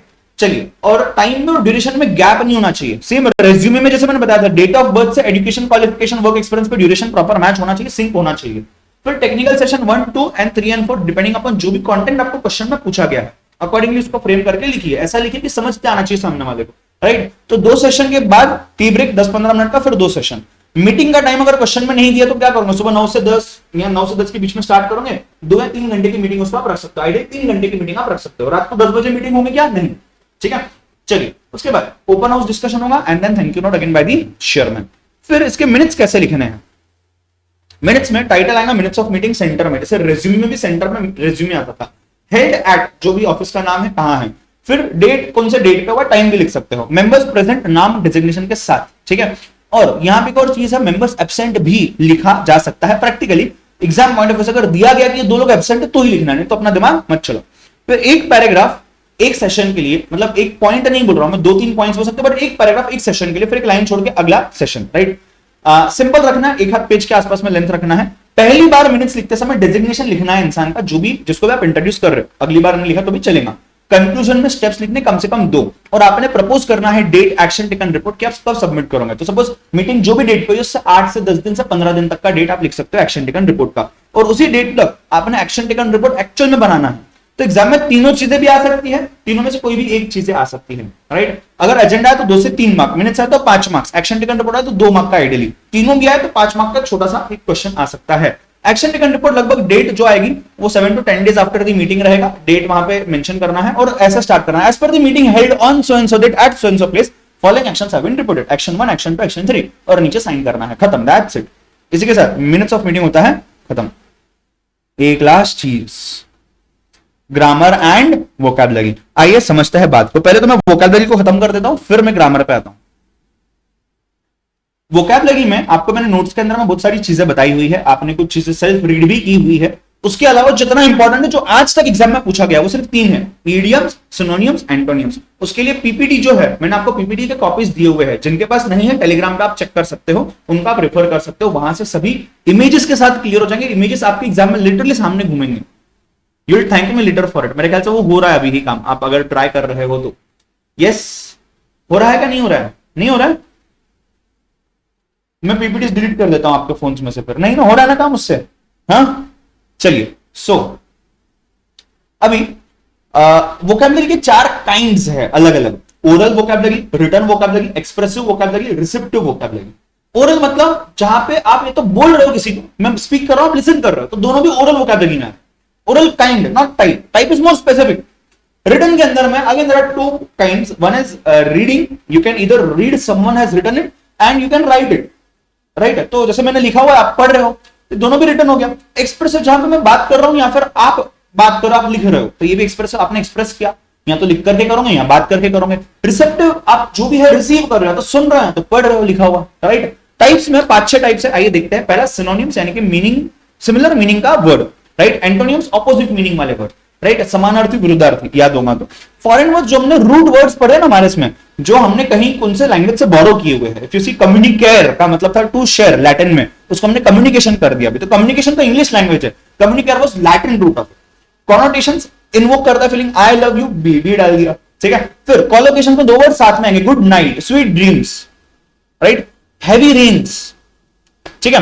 Then idioms, literal meaning नहीं, लिटरल मीनिंग के अलावा वाली मीनिंग। फ्रेजल वर्ब्स में मल्टीपल वर्ब्स, एक वर्ब नहीं, एक से ज्यादा, एक्शन टेकन वर्ब्स, राइट। मैंने आपके साथ बेसिक ग्रामर के लेक्चर्स भी शेयर किए हुए, अगर आपने नहीं देखे तो आप देख सकते हो, जिसमें नाउन, प्रोनाउन, ये सब चीजें डिटेल में क्लियर की गई है, राइट। सो ये एक बार आप देख सकते हो। इसके बाद लास्ट पार्ट पे आता हूं मैं, ग्रामर। ग्रामर में सेंटेंस टाइप जो आपका चैप्टर है, उस सेंटेंस टाइप्स के अंदर में compound sentence, complex sentence, simple sentence, ये चीजें दी हुई है। You can just go through it, even if you don't, it is fine, because exam में सिर्फ एक्टिव पैसिव वाइज 2-3 मार्क और 2-3 मार्क का डायरेक्ट इनडायरेक्ट स्पीच ऐसा ही पूछा गया है। हमने उसमें भी स्पेसिफिक चीजें ही देखी हुई है, राइट। जैसे कि कॉमन रूल्स कुछ, पहले ऑब्जेक्ट आना चाहिए, ऑब्जेक्ट को सब्जेक्ट से ऑब्जेक्ट में लेके आई, एक्टिव को पैसिव में कन्वर्ट करने की बात कर रहा हूं, पैसिव टू एक्टिव में एग्जैक्ट उल्टा।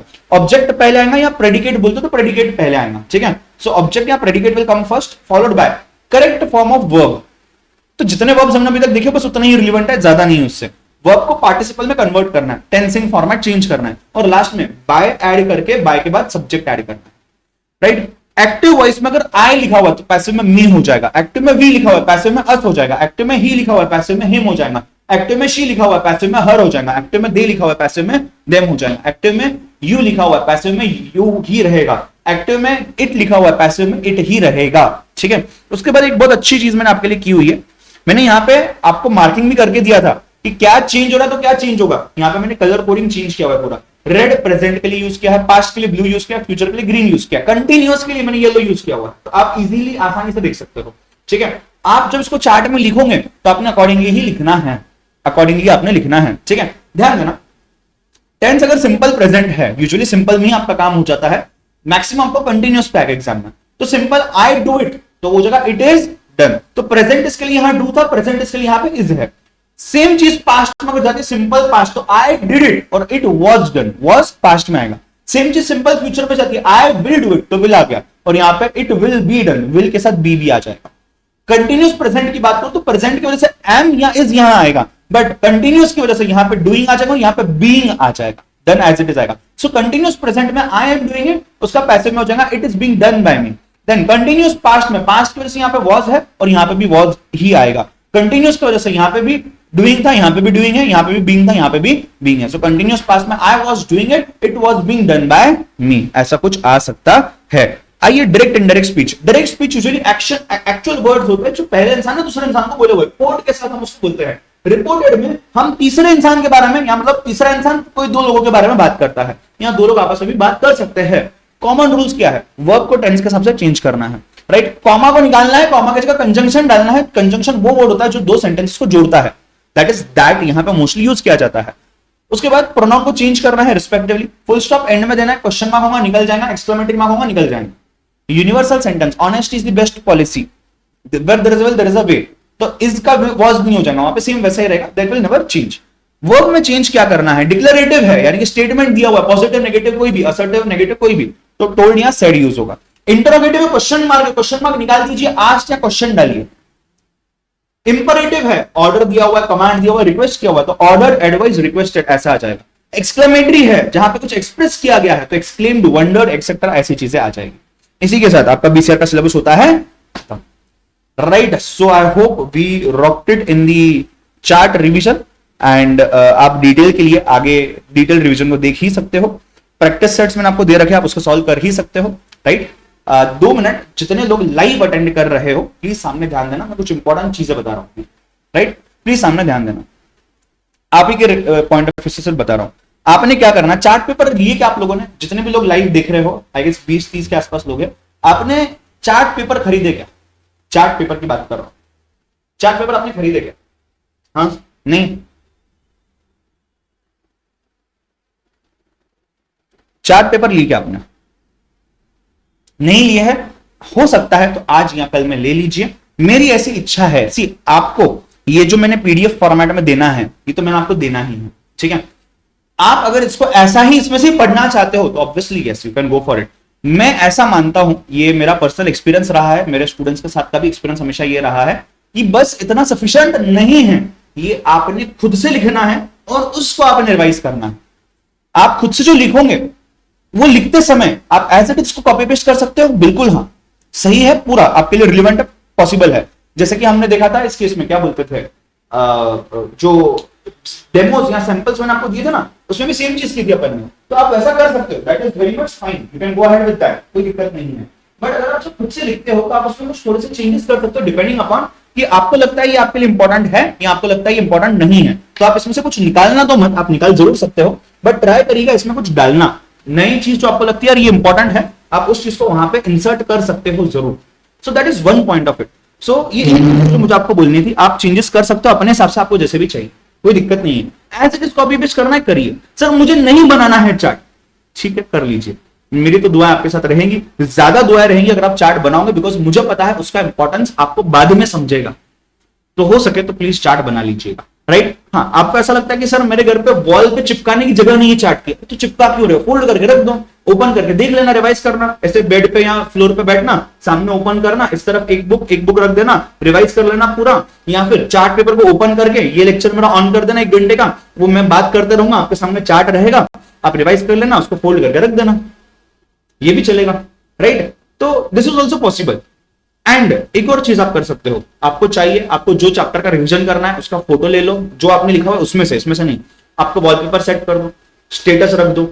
मतलब क्या है, बार बार उसी चीज को देखना है, तो फोन दिन में 100 बार देखेंगे, 100 बार कम्युनिकेशन सामने आएगा, कहीं ना कहीं वो बैक ऑफ द पिक्चर आपके माइंड में इमेज छप जाएंगे। तो ये भी पॉसिबिलिटी है जो आप कर सकते हो, right. At the same time आप जैसे मैंने 8 या 9 पेज में इसको बनाया हुआ, 9 पेज में आप भी 9 पेज बना सकते हो, उसमें काम चला सकते हो, ठीक है। पहली चीज ऑप्शनल है, ऑप्शनल है। आपको जो मैंने बुक के आगे एक एक पेज दिया हुआ है ना, उस पे आप चाहो तो ये इंडिविजुअल समरीज जो है उस चैप्टर की वहां लिख सकते हो, आप चाहो तो, मैं कंपल्शन नहीं कर रहा हूं, ठीक है। चार्ट पेपर की चीज मेरे हिसाब से कंपल्शन कर सकता हूं मैं, तो मैं वैसा आपको बता रहा हूं। सपोज ये जितनी स्क्रीन आपको दिख रही है ये आपका चार्ट पेपर है, सपोज ये जितनी स्क्रीन आपको दिख रही है ये आपका चार्ट पेपर है। सभी लोग सुन रहे हो ना? हाँ या ना?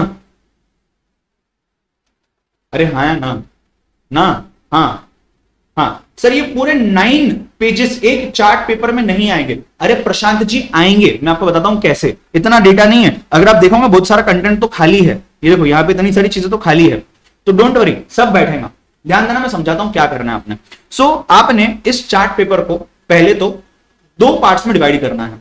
पहले पार्ट में टॉप पे, पहले पार्ट में अगर ये आपका चार्ट पेपर है यहां पे ऐसा, सर मैं मेरे हिसाब से सीक्वेंस चेंज करूंगा मेरे लिए जो कंफर्टेबल रहेगा। हाँ बिल्कुल, मैं एक आपको गाइड करके दे रहा हूं सिर्फ, अब आपके हिसाब से चेंज करिए। तो यहां पे पहले कम्युनिकेशन का चार्ट आ जाएगा स्टार्टिंग में, स्टार्टिंग में यहां पे कम्युनिकेशन का चार्ट आ जाएगा। उसी के नीचे यहां पे वोकैबुलरी लिख दो, उसी के नीचे यहां पे ग्रामर लिख दो। उसके बाद भी जगह बचेगी, उसके बाद भी जगह बचेगी, उसके बाद भी जगह बचेगी माइंडेड। यहां पे आप कोशिश करके, यहां पे आप कोशिश करके एक और चीज फिट इन कर सकते हो, वो है ये।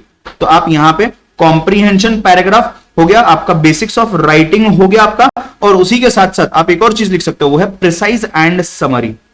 ये सब चीजें आप यहां पे कोशिश करके लिख सकते हो, ये पहला तरीका है, ठीक है। इसके साथ साथ राइट हैंड साइड पे जो जगह है यहां पे आपकी पूरी एंड पूरी राइटिंग स्किल्स आने वाली है, पूरी की पूरी, जिसमें से सबसे बड़ा है लेटर राइटिंग। तो सबसे आगे यहां पे लिख लीजिए लेटर राइटिंग। लेटर राइटिंग में ये आपका ऊपर कम्युनिकेशन के सामने वाला हिस्सा पूरा चला जाएगा। उसके बाद आप यहां पे लिख दीजिए रिज्यूम, उसके साइड में लिख दीजिए मिनट्स। ये भी थोड़े से बड़े बड़े कंटेंट में है तो वो आ सकते हैं। उसके बाद जितनी भी चीजें बचती है, अब उसके अलावा आप आगे बढ़ सकते हो, जैसे कि नोट मेकिंग हो गया, यहाँ पे आप नोट लिख सकते हो, नोट को भी अच्छी खासी जगह जा सकती है। राइट हैंड साइड पे आप मेमो लिख सकते हो, मेमो के साथ आप सर्कुलर लिख सकते हो, उसी के नीचे आप ईमेल लिख सकते हो, उसी के नीचे आप ईमेल लिख सकते हो, राइट। सो उसके बाद जो थोड़ी सी जगह बचती है यहाँ पे आप आर्टिकल राइटिंग, रिपोर्ट राइटिंग लिख सकते हो, उसको ज्यादा जगह नहीं लगने वाली है। So that can be written down. बस मेरे ख्याल से इतना ही है ना, और कुछ तो है ही नहीं। सो इस तरीके से आप चीजों को यहां पे फिट इन कर सकते हो कि आपको एक बेसिक सा आइडिया है चार्ट पेपर पे क्या क्या लगाना है। तो जितने भी चार्ट्स मैंने आपको बताया हुआ है ये सब मैं आपको पीडीएफ फॉर्मेट में आपके क्या बोलते हैं स्टडी मटेरियल का जो फोल्डर है ना गूगल ड्राइव का, वहां मैं डाल देता हूं, ग्रुप पे नहीं डाल रहा हूं, स्टडी मटेरियल का फोल्डर पे डाल देता हूं, आप चेक कर सकते हो। टेलीग्राम पे भी मैं शेयर कर रहा हूं, बट आई डोंट नो आप टेलीग्राम पे जुड़े हुए हो या नहीं जुड़े हुए हो, तो आप वहां पे भी चेक कर सकते हो। एंड ये जो है इसका आप फोटो ले लो अभी चाहिए तो, या फिर आपको मेरे ख्याल से समझ गया होगा तो दैट शुड बी फाइन। आप आपके हिसाब से फॉर्मेट बना लीजिए, कोई दिक्कत नहीं है। आपने मिक्स मैच किया चलेगा, नॉट अ प्रॉब्लम, बट आपके हिसाब से सब कुछ फिट करना है, जितना लॉजिकल सीक्वेंस बन जाता है ये करना है। यस यस प्रशांत, यही मेरा प्रॉमिस था कि आपसे मुझे ये प्रॉमिस चाहिए, आप ये बनाओगे तभी मैं आपके साथ ये पीडीएफ शेयर करूंगा। नहीं तो पता चला मैंने पीडीएफ शेयर किया, आपने उसको ऐसे बंद करके मोबाइल में रख दिया, एग्जाम के दिन पहले आपने उसको ओपन किया, फिर कुछ फायदा नहीं है। तो मैंने जितनी मेहनत आपके लिए ली है, आपने उतनी ही मेहनत आपके खुद के लिए लेनी है। क्या बोल रहा हूं मैं, आपके खुद के लिए उतनी मेहनत आपने लेनी है और आपने इसको बनाना है, ठीक है। हो सके तो परसों जब मैं आ रहा हूं आपके यहाँ पे, तो आपने ये चार्ट अगर मुझे दिखाया तो मुझे और खुशी होगी, राइट। सो और खुशी होगी, राइट। अरे नहीं सुयाशा, ऐप नहीं बोल रहा हूं मैंने आपके व्हाट्सएप के डिस्क्रिप्शन में गूगल ड्राइव का लिंक दिया हुआ है, कोई ऐप नहीं है वो। ऐप में तो लेक्चर्स है, गूगल ड्राइव का लिंक दिया हुआ है, उस लिंक पे आप क्लिक करोगे तो गूगल ड्राइव का फोल्डर ओपन हो जाएगा, उसमें ये फाइल में डाल दूंगा। बहुत सारे और फाइल्स मैंने डाल दिए हैं, मैं टेलीग्राम पे तो डाल ही रहा हूं। इसके अलावा आप में से बहुत सारे लोग मेरे से कनेक्टेड हो ही, आगे भी रहोगे कनेक्टेड, बट अगर आप मतलब कनेक्टेड रहना ही चाह रहे हो तो आप यहाँ पे मुझे, इस पे टेलीग्राम भी है, इसी पे यूट्यूब भी है और इसी पे इंस्टाग्राम भी है, यही नाम से केसी फाइन। तो you can follow me and you can stay connected with on that also. हो सकता है आपके एग्जाम तक तो आपके ग्रुप में जो भी चीजें मैं रिलेवेंट है आपके लिए, कोई भी वीडियो इसके बाद बना रहा हूं आपके लिए रिलेवेंट है, मैं डाल दूंगा, ऐसा नहीं है, बट आप इसको देख सकते हो, राइट। हफ्ते में एक बार भी, जितने हफ्ते बाकी हफ्ते में एक बार भी चार्ट से रिवीजन कर लेना तो भी काम खत्म हो जाएगा आपका, बहुत काम का है वो। यहाँ पे इसी टेलीग्राम चैनल पे मैं इसके ऑडियो नोट्स भी डाल देता हूँ, तो ऑडियो मतलब कट करके ऑडियो नोट्स डालता हूँ, रात तक या कल तक डाल दूंगा, वो भी चेक कर लेना। ठीक है। बाकी परसों तो हम मिल रहे हैं, परसों के लिए क्या खास कुछ, उससे पहले कल की बात करते हैं। कल आपका शाम में एग्जाम पॉइंट ऑफ व्यू से मैं टेस्ट लेने वाला हूं, जो कि लगभग 1.5 घंटे का होगा, राइट। 1.5 घंटे में आपको पूरा 40 मार्क्स का बीसीआर, एक पूरा प्रॉपर टेस्ट पेपर आपको देना है, राइट। कल के कल ही देना है, सेम रूल्स रेगुलेशंस एप्लीकेबल, जहां तक होता है मार्क कर लो एग्जाम पॉइंट ऑफ व्यू से टाइम तक, और टाइम के बाद लिखते रहो, कितना समय एक्स्ट्रा लगता है वो भी वहां पे लिख दो, फोटो खींच के मुझे पीडीएफ बना के भेजना है, ठीक है। वो टेस्ट पेपर जो आप कल देने वाले, वो टेस्ट पेपर परसों जब मैं आपके साथ मिलने आऊंगा ना, वो तब भी कैरी करना, तो नोटबुक में लिखा, नोटबुक कैरी करना, पेपर में लिखा, पेपर भी लिखना, कोई दिक्कत नहीं है, ठीक है। जिनको टेस्ट दोपहर में देना है दोपहर में दो, जिनको शाम में देना है शाम में दो। मैं टेस्ट पेपर आज रात को सोने से पहले ही मेरा डाल दूंगा, कल सुबह सुबह डाल दूंगा, तो कल 2 बजे से पहले मैं टेस्ट पेपर आपके साथ शेयर कर दूंगा। आपको जब टेस्ट देना है टेस्ट दे दो, मैं आप पे ट्रस्ट कर रहा हूं कि आप बिना कॉपी किए टाइम से अच्छे से 2 घंटे के अंदर टेस्ट दूंगा। So whenever you start from that time 2 hours या 1.5 आवर स्पेसिफिकली, ठीक है। सर क्लास वालों को ही बोलो ना, क्लास में ही लेंगे ही टेस्ट। हाँ वो भी ले सकते हैं, बट जिसको मतलब मैं ऐसा कुछ रिस्ट्रिक्शन नहीं रख रहा हूँ, बिकॉज क्लास में आपकी टेस्ट हो ही रही है ऑलरेडी। 12 तारीख को शायद टेस्ट है आपकी बीसीआर की, तो उसमें अच्छे मार्क्स लाओगे आप, ऐसा मुझे लगता है। सैटरडे का टाइमिंग मैं आपको बता दूंगा, मैं सुबह यहाँ से 4-5 बजे निकलने वाला हूँ, 10 बजे तक मैं शायद वहां पे पहुंच जाऊंगा, तो 10 से लेकर के 2, 3, 4, 5, 6, 7 जब तक बैठेंगे अपन बैठेंगे, ठीक है। सो सैटरडे को मैं आपके साथ रिवीजन करवाने वाला हूं, आपको और भी पेपर कैसे लिखना है, बहुत सारे आपके क्वेरीज थे, बीसीआर कब अटेम्प्ट करना, कैसे अटेम्प्ट करना, उनको भी अपन वहां पे हैंडल कर लेंगे, ठीक है। आपको और भी कुछ डाउट्स होते हैं तो आप निकाल के रख दीजिए, जो आपसे आप मुझसे फोन पे नहीं पूछ सकते हो, जिसके लिए मैं खास आ रहा हूं, तो वो हम वहां पे सॉल्व कर लेंगे, ठीक है। So guys with it I would and the session and I would and the batch, right. I hope आपको चीजें समझी होगी, आपको मजा आया होगा, उतना ही मजा आया होगा जितना मुझे मजा आया है आपके साथ ऑनलाइन भी जुड़ करके, बहुत मजा आया है फ्रैंकली स्पीकिंग, जहां पे हमने बहुत सारी चीजें कवर की हुई है, राइट। एंड मेरे ख्याल से आप जो 30-35 लोग आप तो कंटिन्यूस रेगुलर हुई, बाकी भी बहुत सारे बच्चे रेगुलर थे बीच में, बट कुछ रीजंस की वजह से वो रिकॉर्डिंग देख रहे हैं, तो आपको भी very much thank you for your kind cooperation. I hope आपको मजा आया होगा, बराबर। कुछ लोग रिप्लाई तो कर ही रहे हैं, बता ही रहे हैं, सही बात है।